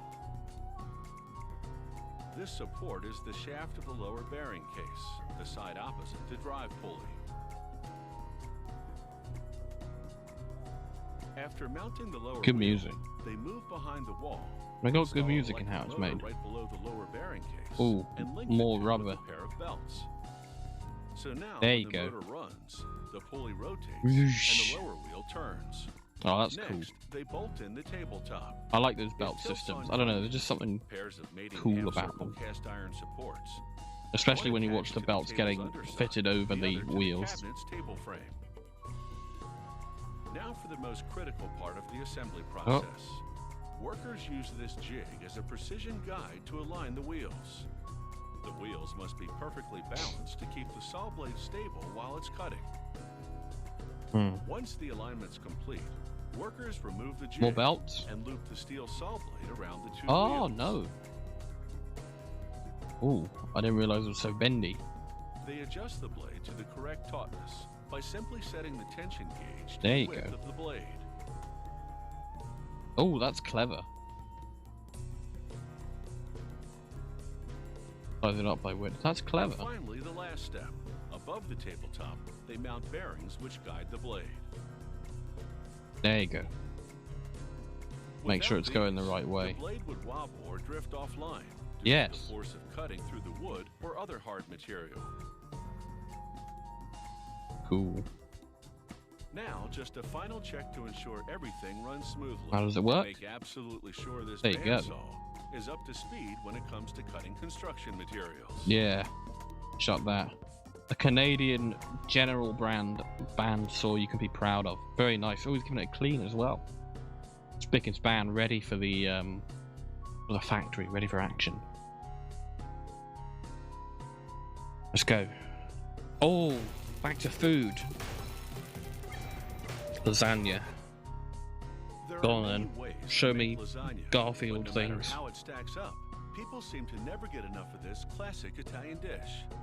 Popular in Italy for centuries, its appeal transcends boundaries and cultures. Who anywhere can resist all those layers of flavor? This looks to be a very much pre-made one. Rumpled flat noodles define Which, well, I lasagna. guess that's the point, isn't They it, give of how it it's made. structure. In between the layers, the possibilities are endless. Ingredients vary depending on the recipe. It's not just figuring out the pasta, though. For a veggie lasagna, things start off with sautéed onions seasoned with pepper and salt. Man, that's a lot of pepper. I mean, it's a lot of onion, but They add and that's a lot pureed of salt as tomatoes well. to the pungent mix. Blades stir the ingredients as they simmer in this steam-heated Oh, Christ. Bubbling like lava. And in no time, they have a full-bodied tomato sauce. Like a They vat of pump the acid. tomato sauce into lasagna tubs. Oh. The saucy base is the first layer of flavor. The saucy But it also base. serves Yeah, but a it's not very practical even, is purpose, it? Preventing the noodles Oh, from just sticking to the bottom slap of the that tray in. during baking. Don't you want them to be like even or Workers arrange something? the broad and crinkled lasagna noodles over the sauce. These noodles have been made from a blend of whole grain and semolina Oh, flours. just slap for a them together, texture yeah. that's firm yet tender. Well, I mean, I Now, suppose for we're the not filling dealing with gourmet ingredients. food here. This factory lasagna will be made of These are roasted ready organic meals. vegetables. They include Gotta chunks crank of it out, broccoli eh? and uniformly minced peppers, onions, carrots, zucchini. That's not the and workers' fault. mushrooms. So they've just got to They keep load going the at the sliced speed and the whole diced thing veggies operates. into the next steam-heated mixer. Oh, The blades oh, swing into that's all action stuck to together. stir the ingredients There you as go. they brown in oil. This causes the natural sugars to break down and the vegetables to become sweeter. Creamy mozzarella cheese will offset the sugary taste of the veggies. Sorry, that's probably out They of add sync the caramelized veggies, when I make shredded noises to the mozzarella, music. and more pasta noodles building the layers of flavor. And there's Noodly a lot noodly. more to come. That one was torn. Over in another steam heated mixer, a combination of milk, oil, and rice flour is on a low boil. Mm-hmm. What's that gonna Paddles make? distribute the ingredients, and the sauce begins to thicken. I see. Shredded Monterey Jack and Parmesan cheeses will enhance the creaminess and add another dimension of flavor. Okay. So what kind of sauce is A this? serious dash of nutmeg and another one of salt spices it up. Hmm. And after more stirring action, the white sauce is velvety smooth. Just white and sauce. Okay, substantially that's what they're gonna thicker. call it. Ooh, dog Meanwhile, biscuits? What the are they? worker shovels crusts into a grinder. The Crusts. crusts are broken pieces from a pizza production line, and they've been Ah. dried to a specific consistency. Dried so they pizza should grind crust. up nicely. Interesting. What are you gonna do with that? A spiraling blade turns the crusts into uniform crumbs, a classic lasagna topping, adding a bit of crunch to okay. the recipe. Guess I don't know that much about. Guess I don't know that much about With lasagna. these final ingredients, they're ready to pile it on. Up you thick. go. There you go. As the layering process continues, And they keep layering this it up. meal really comes together. The cream Noodle. sauce and breadcrumbs are There the you go. finishing touches. Very nice. Oh, that's With cool. numerous sous chefs involved, things Minimizing happen a waste whole from lot pizza faster production. here than on the home front. They assemble 48 single-serving lasagna dishes per minute at this factory, Oh wow. then place them on trays and transfer them to a specialized freezer. Ah. This is a blast freezer, which Yes. is also known as a shock freezer. It brings down the temperature of foods very rapidly, preserving the flavor. You gotta make sure that big On the ice next crystals shift, don't they form in the remove food and like lasagnas from the break up freezer. the structure. It's time to wrap up this meal. The lasagnas ride a conveyor through a curtain of cellophane. Messes with the texture of the food. An Messes with the automated flavour of the system food. seals the wrap around the tray. If big ice crystals form. Hannah Things Magusia move taught me swiftly that. to prevent thawing. Mm, They package 75 lasagnas Very nice. per minute on this line. Mm, Then it's back in the freezer to await shipping. Oh wow. Once something The little suckers doing somersaults. now That's workers and cool. machines team up to mass Oh. produce this traditional comfort food. The kind of precision to just So at mealtime, like one two owner has hands, to like pop the frozen one lasagna hand in the slide oven. each of them into a box And like then that while it's moving my at job. speed. I don't think I could do that. I wonder how much training that takes. What's up next? Show me. Instant film. Oh, actually, I'd quite like to know this. I quite like instant photography. Invented in the I don't middle really. of the 20th century, I don't do instant film photography, made but photographic images I like the idea of materialize it. Almost magically. The picture appeared in minutes. No more waiting for days for film to oh, be look at that old. processed. That's an old Polaroid. Today, it's a digital world, but instant camera. film is still getting plenty of exposure. It's cool stuff. With instant film, you can watch an image develop before your very eyes. Ta-da! Who No is film that? lab or digital printer necessary. Just say cheese and wait to see what develops. Many decades after its invention, instant photo development still seems like a neat trick. Yeah. I mean, it is Making neat the though, isn't magic it? happen is a many-layered process. You watch one it that happen. involves multiple materials and chemicals. You can see Production what's going begins on. with the film negative. It takes place in the dark to prevent pre-exposure.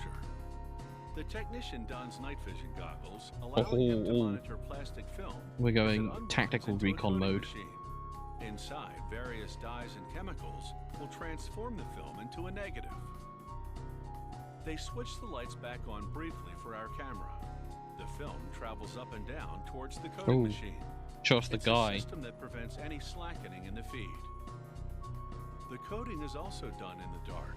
So They turn this the lights worker back on. Does that demonstrates the ruin process for what our was going camera through on the a small machines at that research point? machine. Liquid when they were filming. photochemicals and dyes flow onto the surface of the plastic film. Ah, here you go. He spreads the liquids across the film for an even application. This is all done mechanically inside the reel coating machine.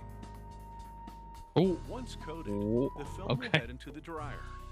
The various coatings will dry. That's not in what I was separate expecting. layers without intermingling. Here's a test tube lineup of the liquid components of the negative. The colorful ones are dyes, and the white ones are other chemicals. Ooh. They apply black backing to the negative to block light, again preventing pre-exposure. Very nice. The trip through the dryer is 87 yards long. Hot air dries the chemicals on the surface of the film. Once again, it all happens in the dark to protect the light-sensitive film. Except for this bit, which we filmed using lights, which have ruined the film. The color negative I don't know. is now on its way to a second factory. To be Presumably, if it assembled ruined into the film, they wouldn't let instant him do film it. pack. Upon arrival, they thread the negative onto a machine, Oh. along with other materials. That's a for big the film machine. pack. They include a plastic-based material called the mask, and the positive paper that receives the photographic image from the negative. The various materials are steered toward assembly stations by a system of rollers. Here's a lineup of the various materials to be assembled. That's the mask on the far left, and the negative in the middle. The negative heads towards a series of hot presses. One press laminates a plastic spacer called the rail to the negative. Another lamination head applies the mask to the positive sheet that will I'm not receive sure the I'm image. actually, like, understanding On a completely different what's going on, machine, but the it is very footman folds cool. a kind of foil pouch and injects it with film developer. Oh. Here's an inside look at the pouch. The blue liquid is the developer. Encased in the foil Developers, envelope, developers, it will stay developers, fresh developers. I until don't know if heated. anyone... Have any of you seen Back that? on the main assembly machine, Steve another hot Ballmer, press laminates the developer pouch with the other developers film materials. song, or This even just a completes clip the of him film when he sandwich, was and it heads into another working at station to be Microsoft. sliced into photo-sized pieces. He did a lot of The interesting photo things on frames stage, ride a that man. wheel with a counter that Presenting divides new them into products. stacks of 8. Meanwhile, robot arms deposit a rectangular spring on a battery. Then they position the 8 pictures on the spring battery assembly, followed by a light blocking cover. The stack then moves forward to be squeezed into a plastic cassette. A suction type Oh, of device there it now goes. picks up a cardboard Whoop. box and I love the transfers it suctiony to the end things. of the film pack line. It's so cool. Another device captures the film All the precision, as look it at comes that. off the line and places It's like it in the Wallace and cardboard Gromit. box. I don't know how much Once it makes folded sense that closed, makes outside the of box the UK. instant film rides the carousel to a scale. A quick weighing confirms there's enough film in the box, so it's ready to ship. Push. The assembly of this instant film pack has taken roughly 3 minutes. Wow. A lot of different pieces. Now those instant memories are just a few clicks away. Yeah, I remember watching...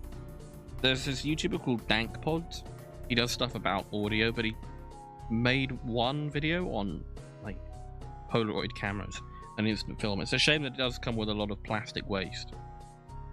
How it's made synthetic rubber. Let's have a look. Synthetic rubber was invented in 1909, but the technology languished for Didn't a mean to couple of wink there. decades. A shortage of natural rubber during World War II spurred its development. Oh, right, I Like see. elastic plastic, it was actually more resistant to temperature extremes than natural rubber. Did they want to use, like, natural rubber until they couldn't then? Synthetic rubber reinvented the wheel. I We're guess, talking I don't about know. the rubber tire. Tires for all kinds of vehicles are now made from it. This man-made material is also used to make everything from garden hoses to golf balls. Manufacturing synthetic rubber is now a computerized process, one that takes place under Wow. the watchful eye of a control Lot of monitors. operator. He monitors Ew. numerous computer takes Even place more under the monitors than I watchful eye thought. of a control Those room monitors operator. too. He monitors numerous Dude's got a computer lot to screens and take live care of. camera images. The plant itself is 437 yards long. There are a dozen or more enormous storage tanks for the raw materials, as well as several reactor units. The raw materials include a petroleum-based liquid called Reactor? butadiene, and solvent called hexane. What kind of They pipe reactions? these ingredients through columns to boil off any residual water, essentially purifying them. This is a laboratory demonstration of what happens next. They combine the purified butadiene and hexane and add a catalyst. Ooh. The catalyst triggers a reaction that changes the chemistry. The mix becomes polybutadiene, a kind of synthetic rubber used to make tires. Adding another catalyst stops the reaction at just the right moment. The white milky liquid that exits the tank is synthetic rubber. They now pump in chemicals Wanna to take a color the sip? rubber for specific use. In this case, tires. The additives will increase traction and improve wear. A mechanized whisk stirs the additives into the liquid rubber. They pipe the synthetic concoction into insulated storage tanks. Inside, pumps mix it constantly so the additives don't settle. Round and round and round it goes. Here's a close-up look at the liquid synthetic rubber in a You laboratory spin me beaker. right It looks round, like a baby, big right milkshake. round, like a It's record, about baby, to be right coagulated round, into round, crumbs. round. Here's No, where no, it no, all no, I want to read the German. happens. Show me the Whack German. crumbs. Für something sicher Freit or height für ihre Sicherheit. Sicherheit. There you go. Don't know what that means. Here's where it all Bill happens. German. This coagulation unit is like a big kettle. They pipe Was that in rusting? liquid rubber, a solvent mixture, and water. Was that rusting on the As they outside? boil off the solvent, the rubber coagulates into crumbs the size of beans. The water remains because it has Beans. a higher boiling point. The mix of water and rubber crumbs bounces about in what's known as the crumb tank until it's time The for crumb more tank. processing. Naughty children get They sent then to the pump the crumb mix tank into to a atone for rotary their sieve. sins. As it spins, it drains off the water. They add more water to cool the rubber crumbs. The rubber and water mix gushes onto a conveyor, which is a vibrating sieve. As the crumbs bounce along, the water drains Off off it goes. through the perforations in the conveyor. The synthetic rubber is now a lot like wet snow. Next, it's into the lab where they aim a beam of infrared light through a sample to analyze the microstructure. If it's acceptable, production continues. A screw-like mechanism presses the wet rubber crumbs against a metal plate to squeeze out more moisture. What kind of noise is Another that? trip on the next vibrating I don't know conveyor what I'm doing. drains off droplets. Then it's into Oh. a quivering spiral conveyor. As the synthetic rubber travels My upwards on the spiral, hot spiral air is don't piped in jiggle from the jiggle, side it to dry it. quivers? Now mostly devoid of moisture, but still sticky, the synthetic rubber crumbs head Sure, down the chute okay. and into a baler machine. Oh, it's This snowing. machine uses pressure to compress the crumbs into big bales. Oh, look at that. Bales of synthetic rubber head It's like down resin. the conveyor towards a quality control inspector. This inspector examines them for imperfections. Once he gives them the okay, they head to the packaging station. Would you eat the forbidden butter? As they travel through a curtain of plastic film, I machinery heats messed around them. that up. These Pronunciation. bales of synthetic rubber have taken about 6 hours to manufacture. Oh, squishy. Look at that. Oh, that's good. And this purely That's good, that's chemical satisfying. creation isn't much different from the real thing. Like natural rubber, it can be melted and shaped into many different things. And it's very squishy. Bouncy bounce. Soon, this batch will be turned into tires. Oh, goodbye. And that's when the synthetic rubber will really hit the road. See what he did there? Oh, why you roll a little ball of it? What are you doing? You messing around? Stop messing around. How NASA helped convict a murderer. That's pleasant, but it's not how stuff is made. So, unless it's like how it's made, a guilty verdict, you know. But anyway, I want to learn how apple pies are made. Show me. The apple pie is a mouth-watering treat. This pie's popularity Yo, has been apple centuries pie in the making. and apple, It dates double back apples. to the 14th century. the fresh, When countries like England, cooked. Denmark, and Sweden developed slightly different versions, all leaving fans hungry for more. Today, apple pie is mass-produced Excuse to me. meet demand, so you can throw away your rolling pin and let the folks at the factory do all the work. To make the filling, You can they don't empty make loads an of apple pie at home. slices into a Take huge our steam-heated kettle. low-budget apple pies These instead. apples are a firm and tart No, that's type not entirely and fair. have been organically grown. I'm sure they're all doing a They fine job. add honey and apple juice, and the apple slices simmer in the liquids, while mixing blades gently blend the ingredients. And with the slices now partially cooked, they spice up the mix with a generous dash of cinnamon. Very To generous. thicken it to a syrupy sweetness. That is coated in cinnamon. It's completely like Generous there's no more dash of apple. cinnamon. To thicken it to a Get a bit more. syrupy sweetness, they add tapioca flour. Ooh. What's going on there? Blades fold the dry ingredients into the mix as the apple slices continue to cook. Just The filming fruit the edge a softens bit. and releases juices. The liquids thicken to a syrupy consistency. When the apple slices are lightly browned, this filling mix is done. There you These go. browned and syrupy slices are now So what are prepared the and ones on the ready left? for pastry It's shell. like the halfway The and then shell the full starts way with done. chilled premium grade butter. It's Wow. the creamiest. Organic and 100% Did you hear that? whole wheat flour It's is the most creamiest. ingredient in this high fiber It's like pastry soccer in recipe. Avatar. It's the coolest. They pour a measured amount of honey into the pastry mix to sweeten it. A measured amount. They add ice cold What's water. the measurement? It's cold Like to keep the liters? butter from melting too quickly, and that means the crust will turn out flaky. Inside the pastry mixer, a dough hook blends and kneads the ingredients until they congeal into dough. I mean, The if dough it's is America, moist it's but probably not not too liters, wet right? to You stick. probably use imperial. What do people in the US use instead of liters as a like a fluid measurement? I know that fluid ounces are a thing, but I think 1 fluid ounce is quite small. What do you use for larger ones? I have no idea. I have to find out. Inside an For now, apparatus apple pie. called a Oh, sheeter, there you go. a mechanized roller presses the dough into sheets.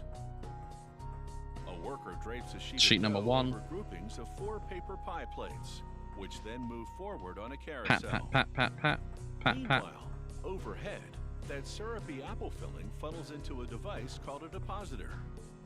Ah, The depositor Minecraft pumps hopper. the filling into the uncooked pie crust as they circle around on the loop conveyor. That does not look This very automated pleasant coming out of the system pipes, fills though. every I've got to second be honest. grouping of crust right on cue. Ugh. Now full of sweet fruit, a worker tops them with more dough, giving the pies the upper Oh, and the crust. bits that slop out as well. Like a big revolving cookie cutter, a rolling Oh. die punch cuts the dough around the pie Ah, plates, yeah, I've seen those separating them, before trimming and in the like crimping how the it's edges, made pizza all in one videos or action. something, and another one, but I can't remember which one. Pedestal lifts hoist the pies, and a worker transfers Oh. them to the next conveyor. Hoist the pies. They finish one group of pies and Oh. then start another, for a continuous cycle of pie production. Nice. The pies now head into the baking zone. Oh, the baking zone. Here, workers arrange the pies on baking sheets. They slice holes in the top crust to vent steam and prevent fruit juices from overflowing. Mm. They stack the pie-laden baking sheets on racks in a convection oven. It must be difficult to live with the Racks guilty spin for a conscience of more stabbing even all those baking job. pies. They send one apple pie from each batch to the quality assurance department. Here, the inspector takes in the aromas from the To the freshly quality baked pie. assurance She department, examines its where form someone and compares sniffs to it an and existing says, perfect "Yeah, pie. that sniffs Slicing real it good." confirms that the crust is flaky, but does it have that melt in your mouth Okay. flavor? There's only Fair one enough. way to verify that. We get this woman to the sniff our quality pies, and then we get assurance this people this approve the man to pie, eat it. Then the You whole know, batch we moves forward. thought about saving They money flash freeze the to, pies and seal them in cellophane. like just to pay one person instead of two Suction by having the arms woman open also eat the cardboard pies. But honestly, containers, and the worker slides in Gerard the is pies. just the best pie taster we've ever had. Rollers couldn't close lose the him. Pre-glued flaps. Oop, oop, They produce Oop. more than 2,100 apple pies every hour at this factory. neat. Once the job is done, there are big decisions to be made, like one scoop or two, one slice or the whole pie.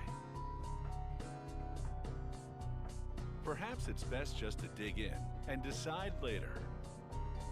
But you can't decide later, can you? Because, well, not much later. You don't have very long to decide once you start eating the apple pie, whether you want one slice of the whole pie, or one scoop or two. The process has begun. Right? It's not just me. It's not just me. What's next? Oh, speed skates. The first ice skates were invented in Northern Europe about 1,000 years ago, when people began lacing animal bones to the soles of their boots to cross frozen water. Oh yeah, I think I've heard about that. A Scotsman invented an iron skate blade, and before long, the sport of speed skating took off. Mm-hmm. Did they figure out the ice skate before the wheel skate, the roller skate? Co-founded by a Canadian speed skater, a 3-time Olympic medalist in short track. Every single pair is custom made. Lovely. After measuring a skater's feet, a technician applies layers of wet plaster bandages, the same way one makes a cast for a broken limb. Only here, each foot cast is comprised of 2 parts. Well,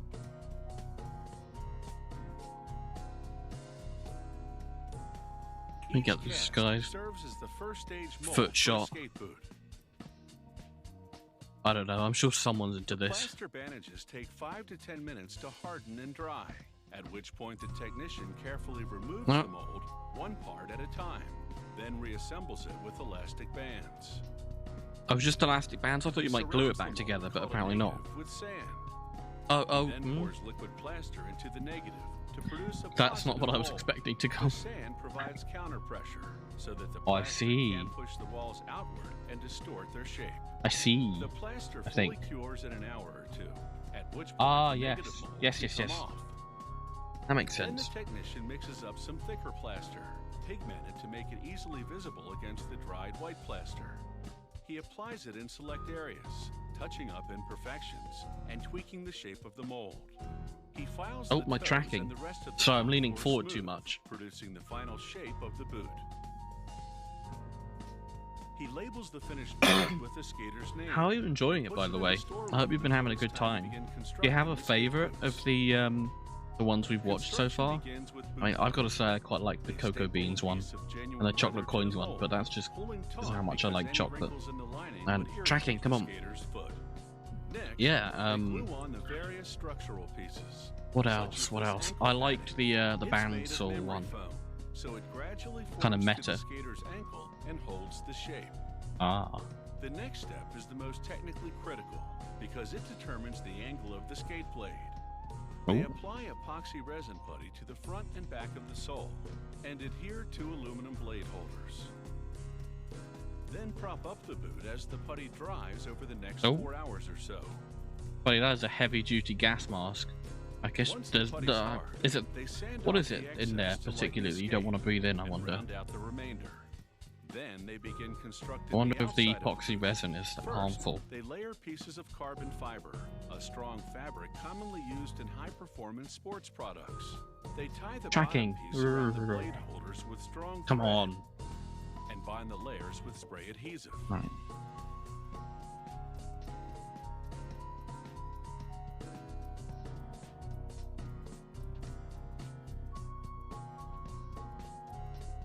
Next, they slip a plastic bag over the boot, tie off the ends, and vacuum out the air. This tightly compresses the layers of carbon fiber.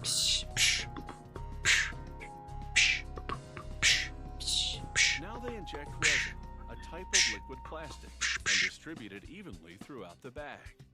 Oh.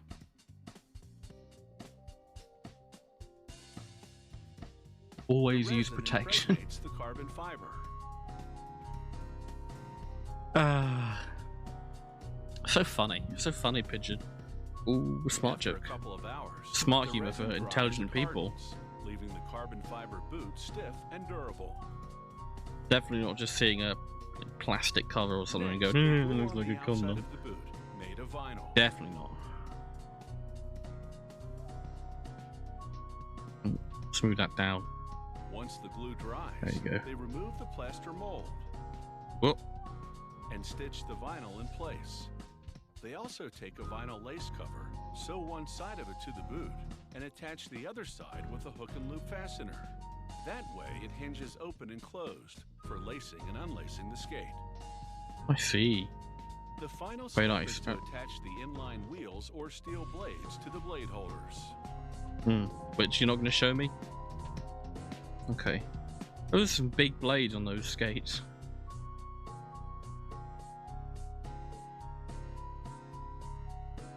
Alright. Yeah, I hope you've been having... did anyone got any favourites? I've enjoyed this. Thank you for sticking around. I appreciate it. Whether you're here from the raid or you have just come along to watch, I appreciate it. Of flint and use them to shave their facial hair. Modern man can simply go purchase a pack of razor blades for his shaver. While several styles of shavers and blades exist, many men believe the traditional type of razor blade gives the closest shave of them all. They do believe that. What kind are we getting They're here? paper thin, yet sharp enough and Like strong the enough to cut through the safety razor? Razor blades are made from a stainless steel strip that's a mere 4/1000ths of an inch thick. 4/1000ths of an inch. What is that in units that make sense?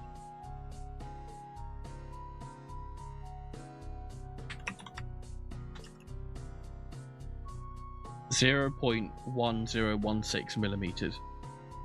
4/1000th of an inch. A tenth of a millimeter, mate. Does just fine, honestly. You'd maybe that does make more sense to Americans, I don't know, but you don't have to be scared of metric. It's fine, honestly. It's fine. Anyway, now I know what he's talking There's a about. punching machine that stamps out the overall blade shape.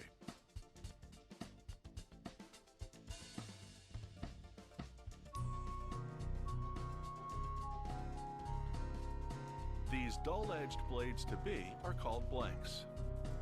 Ooh. Dull-edged. I mean, they're already pretty sharp, At though. this stage of the process, the stainless steel is very soft, as pliable as paper. So they now harden and strengthen it through a 4-step heat treatment process. Ooh. Step 1. They heat the blanks in a furnace to just over 2000 degrees Fahrenheit for about 30 seconds. What is that in units that make sense?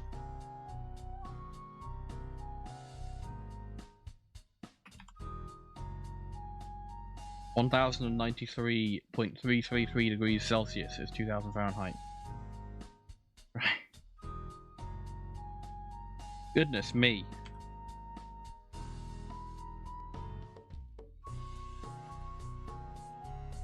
Yes, just right, there you go. Step Right. 2. They briefly submerge them in cold water. This is Ooh, called heat, quenching. cool.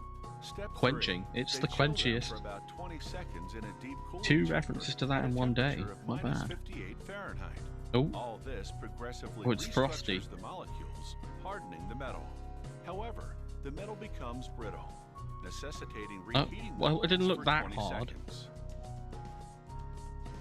it was still The really now bendy. hard I guess it blanks is then very move thin through a though, so. printer, which applies the razor blade brand name. Gas flames instantly But dry then- the wet ink.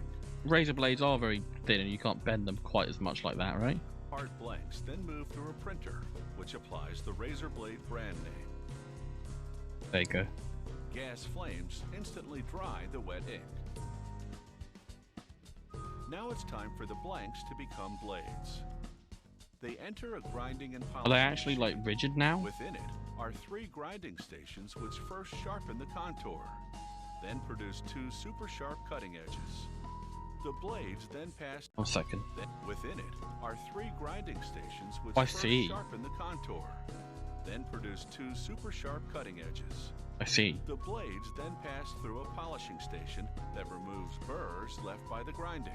Until now, the blades have been connected to each other. As they exit this machine, a knife separates them. And then they slide down that little pole. Yeah, there you go. Nice, I like it.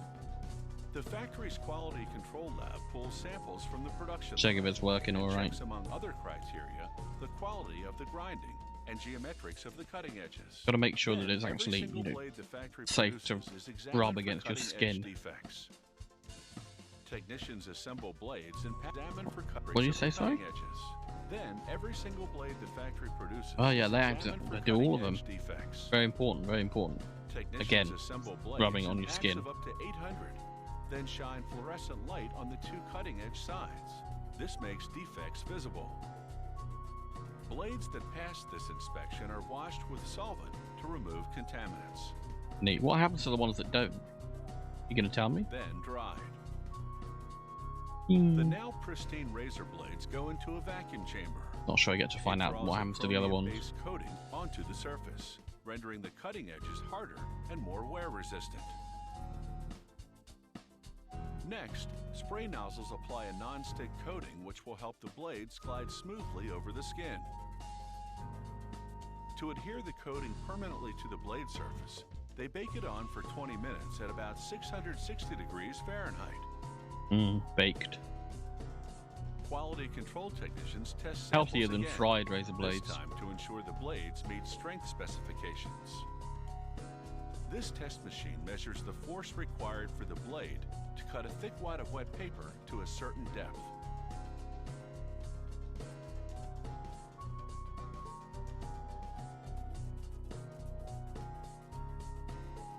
Back in production, workers submerge the razor blades in organic oil for about half an hour. This provides additional protection against corrosion.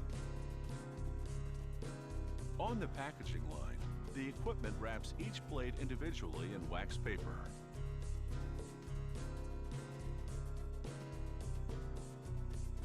The wax coating on the paper helps protect the razor blade against corrosion during storage. Also helps protect you Wax from the paper razor is blade. also stronger than regular paper, so the blade's razor-sharp edges don't cut through it. Yeah, there you go. The edge of these razor blades are about 10 times thinner than a human hair. A blade typically lasts about 6 shaves, so the average male goes through quite a few, considering that over the course of his lifetime, he'll have spent more than 3,300 hours shaving his face. Not you grow out your beard. Become a wizard. That's cool. What's next? Wood pellets. Ah, I'd like to know that actually. The cat litter I use for my cat is wood pellets.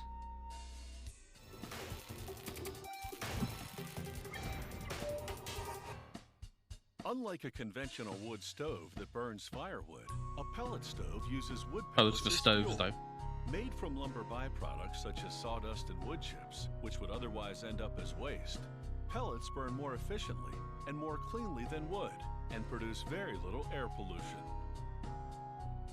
Nice. I didn't know that. A pellet stove has an onboard storage container called a hopper that holds, depending on the model, up to 80 pounds of wood pellets. Several computer chips monitor the stove's heating performance, dictating the rate at which the hopper automatically feeds pellets into the stove's fire pot. Like the end of The Portal, heat output is manually when the adjusted, core's down. or can be controlled by a thermostat.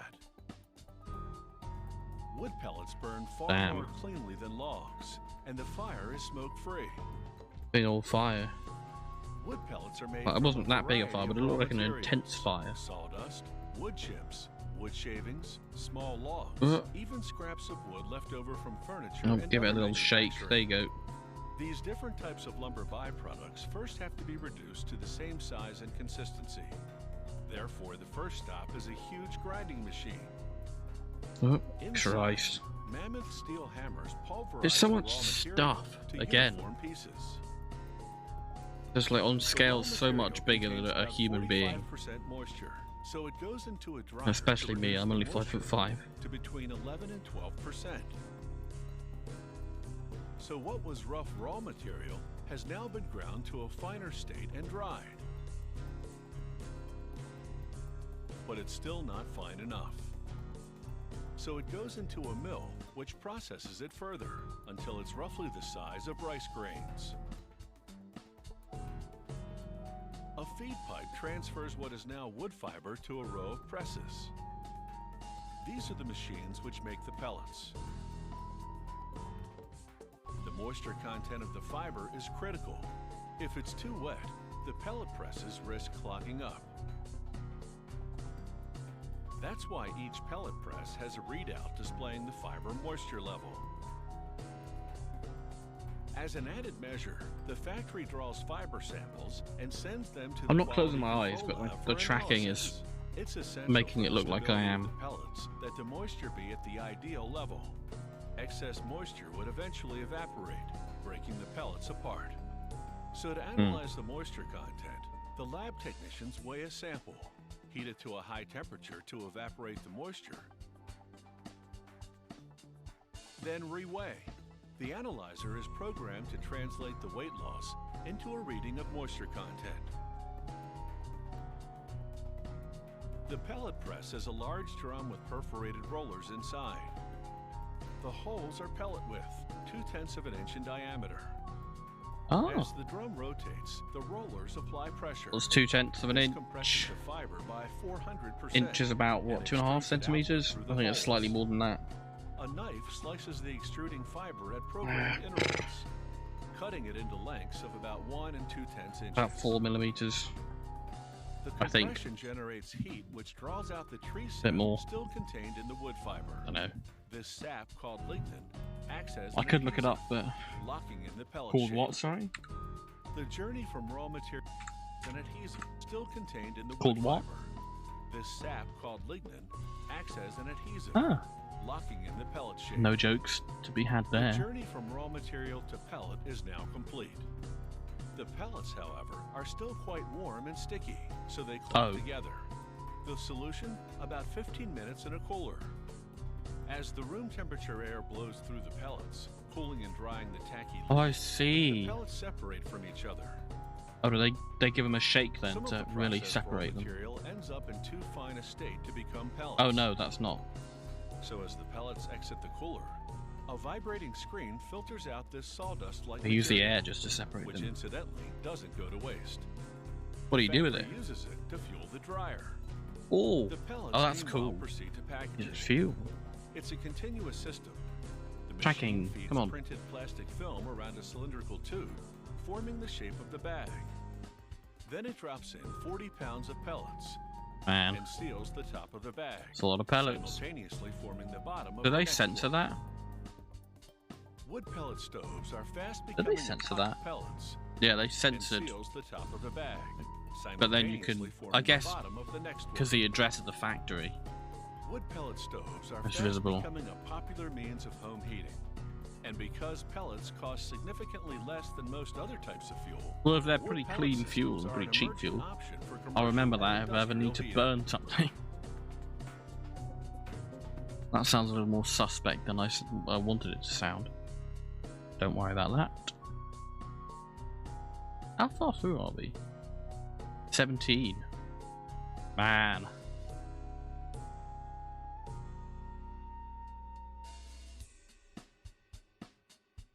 Tell you what, we'll go with these 3, and then I think I'll call the stream.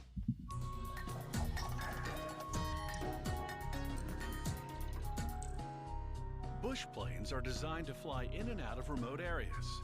They're engineered to be able to take I'd like to know off and about land this. on short runways. They can also be outfitted with floats to be able to land on water, Excuse me. or skis to land on snow. Some are made of metal, and others of tube and fabric construction. A bush plane starts out as a design on paper. This company handcrafts 4-seater tube and fabric models. The tubes forming the airplane's skeleton, the fabric its skin. Welders construct a tubular frame for the fuselage, the plane's main body. Oh. The tubes are chromoly, a type of The steel that mask. contains chromium and molybdenum, which makes it stronger Oh, look than at that. standard steel. Been all bigger spin. Machinists make the aluminum fuel tank components Fastest spin. and prepare the landing gear. Here, they're threading the axle for the tail wheel, a small rugged wheel at the back, which helps steer the airplane on the ground.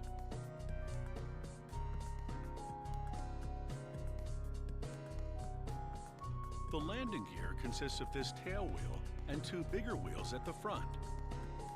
They all have large, low-pressure tires, which enable the plane to take off and land on rough terrain. Workers spray aluminum pieces called ribs and spars with corrosion paint. Big fan. Then rivet them together to build the internal structure of the wings. I guess maybe that's just because it's hot wherever they are. They make tiny indentations in the ribs to perfect the alignment. Then they rivet on a skin of aluminum panels, about 1/50th of an inch thick in most areas. They construct the wing's hinge surface, the flaps and ailerons, the same way. There you go. The factory's paint do sound sprays effects. the wings, flaps, and ailerons with highly durable urethane paint, and the fuselage frame with powder coat paint, which is then baked on for And I don't know how to do a durability. wobble sound effect. Now for the meticulous job of What is that? applying the fabric skin. Ah. The material is heat-shrinkable polyester, commonly used in the aircraft industry because it's thin, lightweight, and exceptionally strong. Workers brush an adhesive brush it similar with to egg wash. contact cement onto the painted tubing. Similar to Then adhere contact the cement. fabric, working but around not the frame contact section cement. by section. I don't know what contact cement did to get robbed of its time in the limelight on the bush planes. Once the fuselage I'll is give it an eye. completely covered, they run a hot iron over the fabric. This shrinks it taut around the framework. After letting the adhesive You'd think dry maybe that for would be a little bit couple of industrial, but hours, it's they just an take iron strips of fabric, for, like, coat them with a urethane-based clothes. adhesive, and reinforce the seams. Oh man. It's the same construction process for the tail components. At the front of the fuselage now, they install the pedals which control both the brakes and the yes. rudder, which moves the tail from right to left. Oh, look at that. It's a Then the dashboard. cockpit We learned how instrument those were made. panel, a thin sheet of aluminum with Can I laser-cut remember? openings for all the flight No. instrumentation. Next, two linked control yokes. They move a series of change which maneuver certain components such as the aileron control sprockets. Yeah. Mechanics ran the fuel lines and most of the wiring within the fuselage frame prior to the fabric application. Now they install a stainless steel firewall between the cockpit and the engine. Ah. This seals the cockpit from engine heat, noise, and exhaust gases. Yeah, fair enough. After installing the Can see why landing you wanna gear, do that. brakes, and windshield, workers mount the engine and exhaust system. Next, the plane's aluminum propeller. Ooh. Look at Other that. Workers are busy installing the fuel Big boy. tanks inside the wings. The fuselage now goes to the paint Speed. shop. Speed. Oh, no. When it comes back, Not quite. workers bolt on the wings, supporting them from underneath with steel wing struts.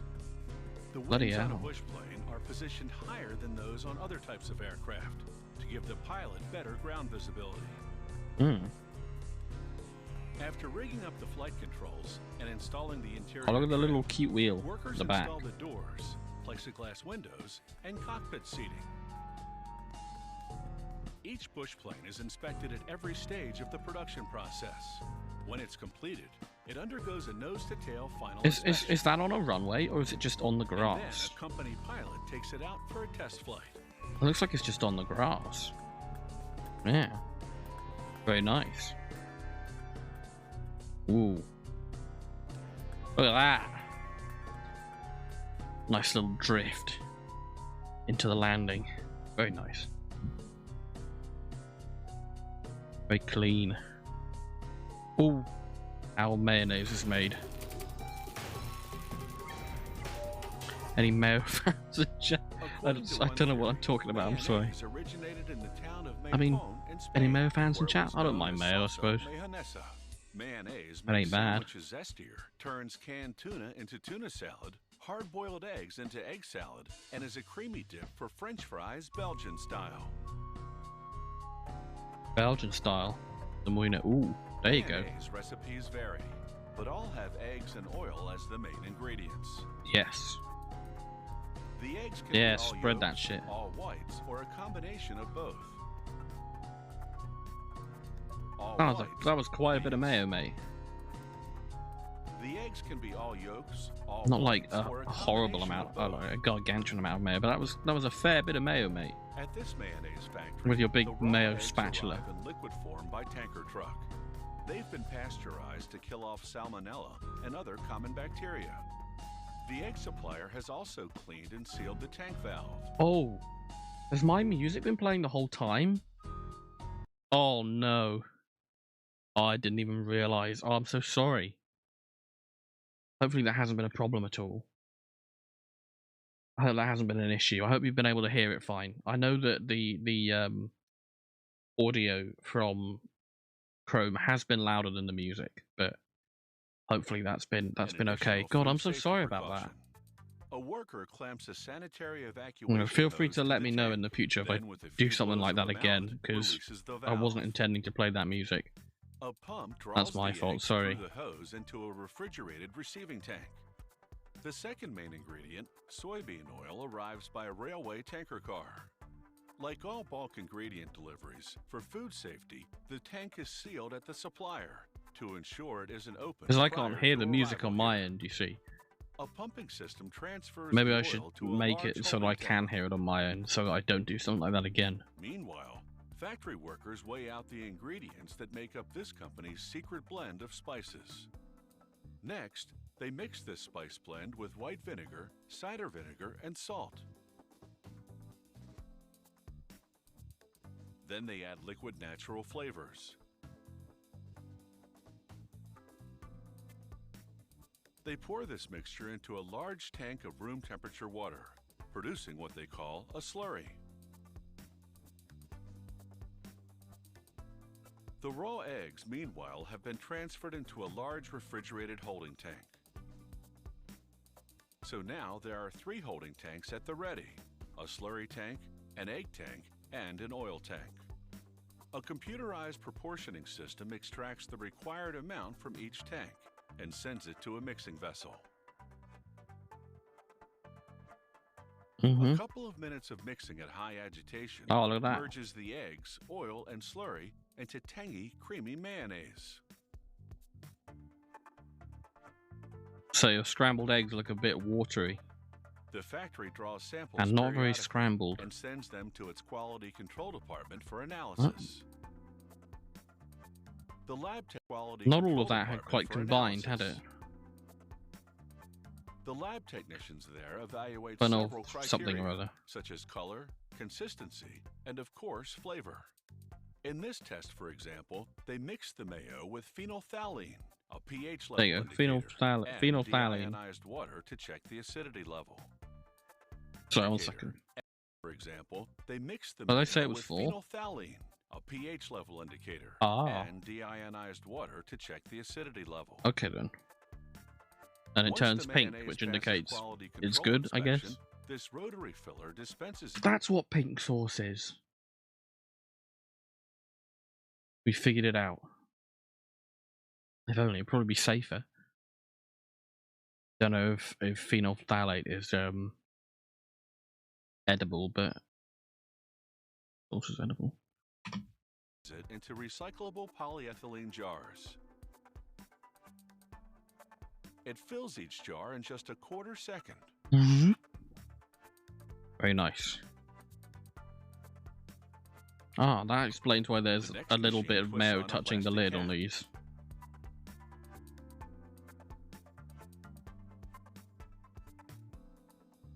Inside the cap is a foil seal. There you go. This machine uses targeted induction heat to fuse the seal to the rim of the jar without heating the mayonnaise in the process. Ooh. The seal preserves freshness and indicates the jar wasn't tampered with after leaving the factory. The labeling machine glues on one end of the label, spins Oh, the look at jar that. to wrap the label around. That's cool. Look at then that glues down effect. the other end.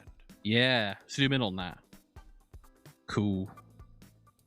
The quality Bit like a control lab zoetrope. also performs One of some those old post-production spot checks. rotating animation In things this that you look test, through. technicians like, use a machine called A horse viscometer running with a guy to on measure top. the product's consistency.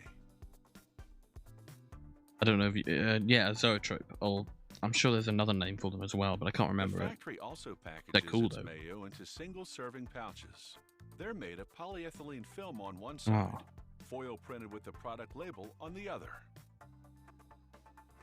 This multitasking machine forms rows of pouches, inserts about 4 ounces of mayonnaise per pouch, then seals and separates the pouches.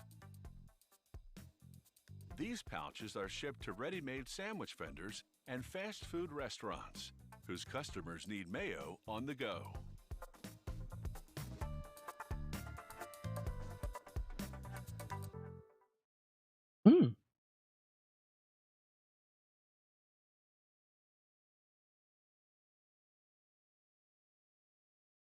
Neat. How it's made hot sauce. Let me just check. Yeah, this is number 20. This will be our last video. But let us enjoy it together. How hot sauce is made. When it comes to cuisine, some like it hot. I guess I'm very white. I don't like spicy food. I'm not a hot sauce kind of guy. Of hot sauce, typically served with Mexican foods such as nachos, tacos, and burritos. It can also spice up everyday fare such as eggs, potatoes, and sandwiches. That it can. That it can. Ooh, what is that? This American company has been producing hot sauce, also called a pepper beans sauce, and rice? Since 1868. Its signature version is made from Tabasco peppers, a type of chili We don't really pepper. quite do beans and rice in the same way as I think they do in the southern US, here in the UK. Chipotle, and green jalapeno peppers. The company has pepper fields at its home base in Louisiana, as well as in Central and South America, using seeds harvested from the Louisiana crop. The company president uses his experienced eye to select the best company plants for president. seed extraction. They bring out the Those with company even and president early ripening juicy just to get the peppers, seeds. well-formed layered branches, The company president. and I bet he healthy went back to his damage-free mansion leaves. after this He one. marks his selection with a string. And got Then the other pickers guys to do it. harvest those Just did it peppers while and it was send on them to film. the seed extractor. Maybe I'm being unfair on the guy, peppers are hand-picked for you know, sauce but production maybe as I'm not. well. To determine Who which knows? ones are ripe enough, the pickers use what Cajuns call a petite Baton Rouge, French for little red stick. If a pepper matches the color That of the is- stick, they harvest it. If not, it stays That on is the French for plant. little red stick.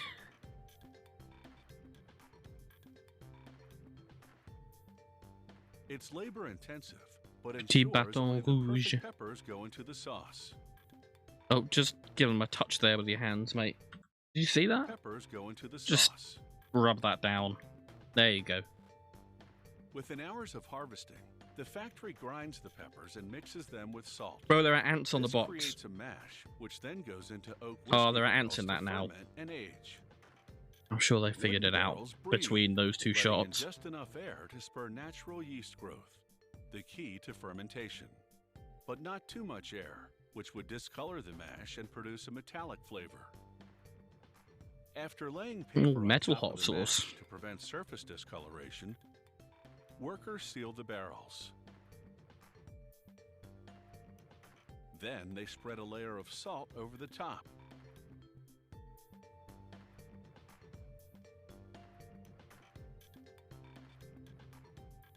The barrels now go to the warehouse, where the mash ferments and ages for 3 years. Fermentation releases carbon dioxide gas, which forces liquid out through a vent hole in the top of the barrel. The salt absorbs the don't make the liquid joke. and hardens. Calm down. After the 3-year fermentation and aging period, they break up the salt and open the barrel. Oh. There you go. What was once pungent and Bash, acrid bash, bash, is bash, now bash. aromatic, with a mellow, complex flavor. However, it still needs significant refining. So they pump it into large mixing tanks. Just take a add sniff. Vinegar, then churn Smells for like 3 to 4 weeks. burning. That's how long it takes for the vinegar to break down. What do you Then say? churn for 3. So they pump it into large mixing tanks, add vinegar, then Ah. churn for 3 to 4 weeks. That's how long it takes for the vinegar to break down the pepper solids into smaller particles. Ah, I see. During that process, the vinegar also takes on the color, flavor, and aroma of the peppers. Vinegar The becomes sauce the peppers. requires no cooking whatsoever because the vinegar acts as a natural preservative. The next step is a 2-stage milling process. The first mill extracts the pepper pulp. The second mill removes the seeds. Hmm. The sauce is now finished. Ta-da! Seeds, those are the Quality spiciest control part of the department peppers, right? analyzes samples Or from something every batch of sauce for near the viscosity, seeds. pH, salt level, And just, and other criteria. yeah, okay, just do it like that. Technicians also perform taste tests for flavor, Ooh. clearing their palate in between with crackers and cooling the fiery heat with ice cream bars. Fair enough. Once the I want a batch gets the saltine thumbs cracker. up, it's pumped to the bottling I'd like line. more than one, The ideally. company But uses glass rather than plastic because glass is a better barrier against oxygen. Oxygen penetration would adversely affect the flavor and color of the sauce. The capping machine more twists you on know. a plastic screw cap. Then the bottles travel to the labeler, which adheres the main product label, slips on a decorative neckband, and applies a clear Decorative plastic neckband. seal over the cap. integral to the whole operation, really. Hot off the production line. Wouldn't be the same and without ready it. to go. Oh, it also gives some information. Look at that.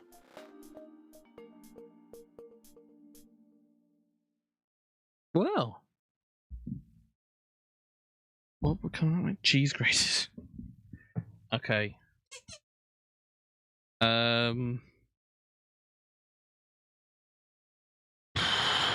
One more. Do you want to do one more? Do we do one more?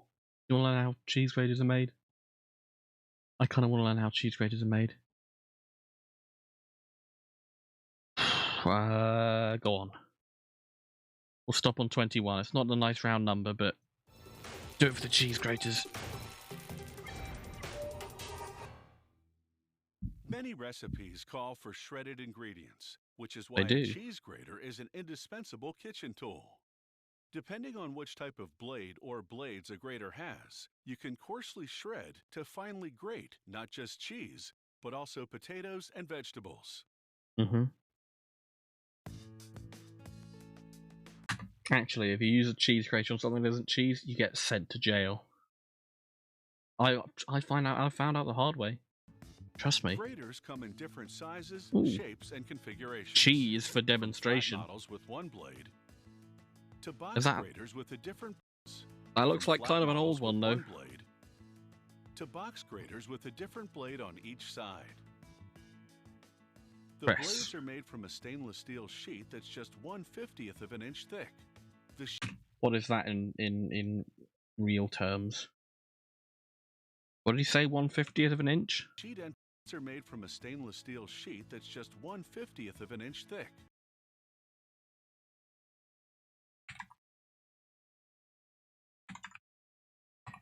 What is that?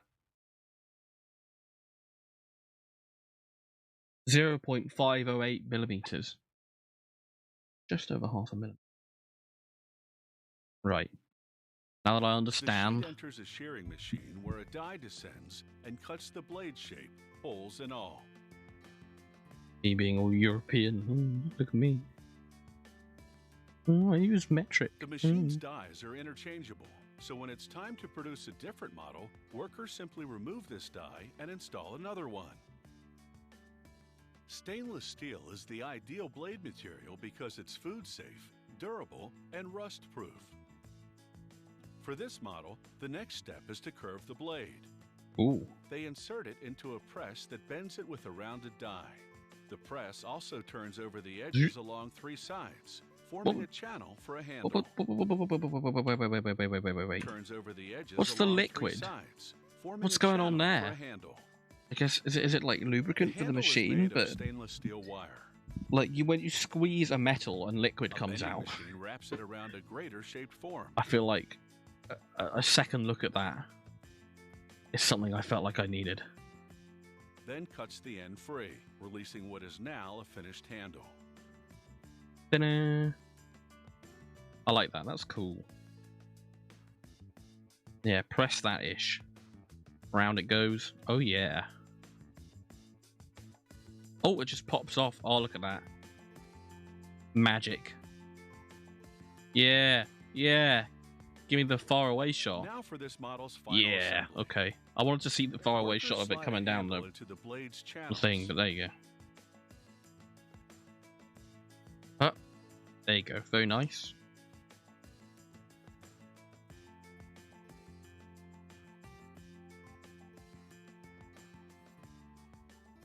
Next, they put the blade in a press, which forces the channels closed, encasing the wire. With the handle and blade now locked together, the grater is finished. Ooh, very nice. Very Another nice. model has a built-in tray to collect the grated food. This Yo. machine forms the pivoting handle, High-end which enables grater. the blade to stand Look upright out. in the tray. Iron First, grater the machine approaching. cuts a strip of stainless steel to the required length. It makes holes for a rivet on each side. Then Ooh, it bends bendy. the piece to a U shape.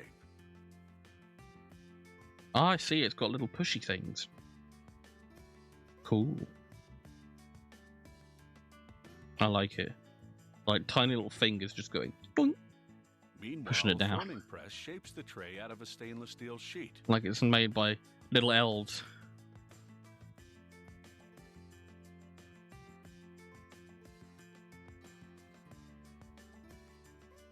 The tray moves Ah. to the next press, which slices off There the you go. excess from the perimeter. Oh, goodbye excess. Ooh. What happens if the excess doesn't fall off, though? I tell you, presumably they've got a way to make sure it falls off, but you know what happens if it doesn't? I can't figure out how that works. It's holding on to the excess there, and then they're being held onto separately. There's one in the middle that's holding onto the. Okay, I see. The tray is now completely formed. All that's left to Lovely. do is punch a hole on each side for the rivets that attach the handle that props up the blade. There you go. Very nice. They take the Close-up shot of the and rivet it to one the end rivet of the hole. blade.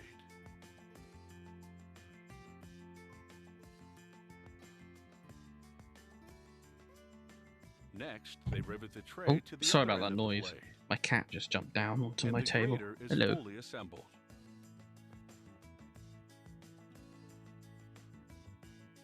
Oh, look at that. This company packages certain models in blister packs. Oh, okay. Workers That put packaging the everyone grater in a loves. clear plastic cover, then position a printed cardboard backing over it. The backing is coated with transparent. Well, I guess if it's heat-activated plastic glue. on cardboard, that's A all few right. seconds under a There's hot blister press, packaging that's like and the plastic on cover plastic, and it's adheres to the backing, dreadful encapsulating the stuff. grater. They don't use that as much though anymore. I From a think basic companies version finally on up, realize that people A loathe grater it. is an essential kitchen Ooh, tool most cooks a big can't one. do without. The whole pot. Lovely. Well, I'm going to call it there. Thank you so much for watching. Let's turn the music back on. This is a time when I am actually supposed to have the music on. So, yeah, I'm going to find someone to raid. Please stick around just a little bit longer.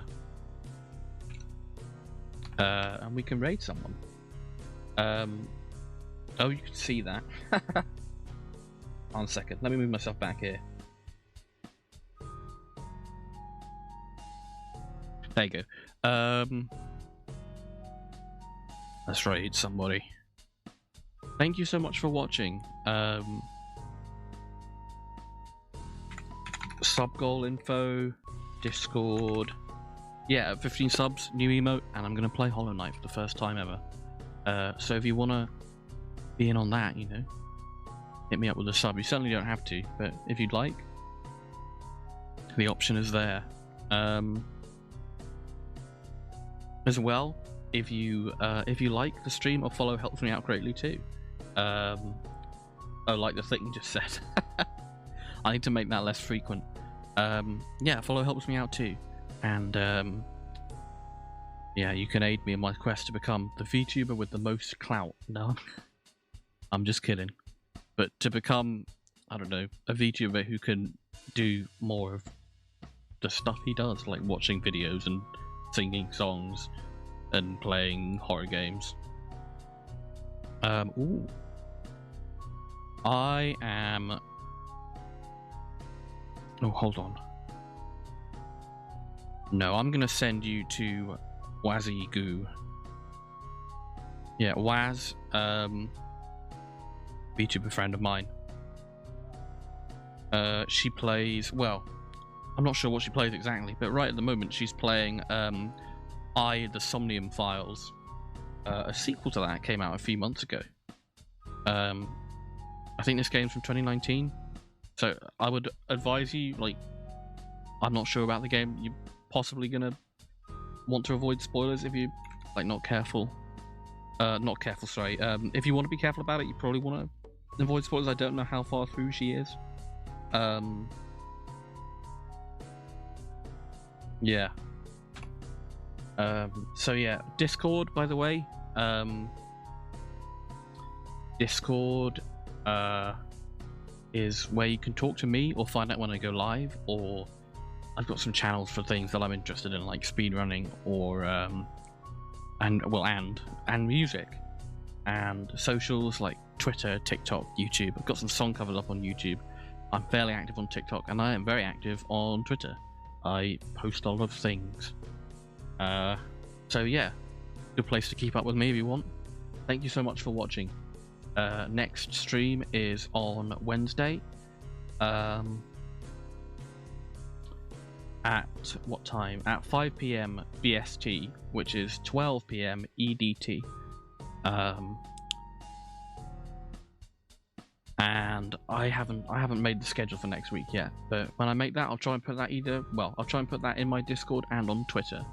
So check me out one or both of those places if you want to get the hookup for what I'll be playing next Wednesday.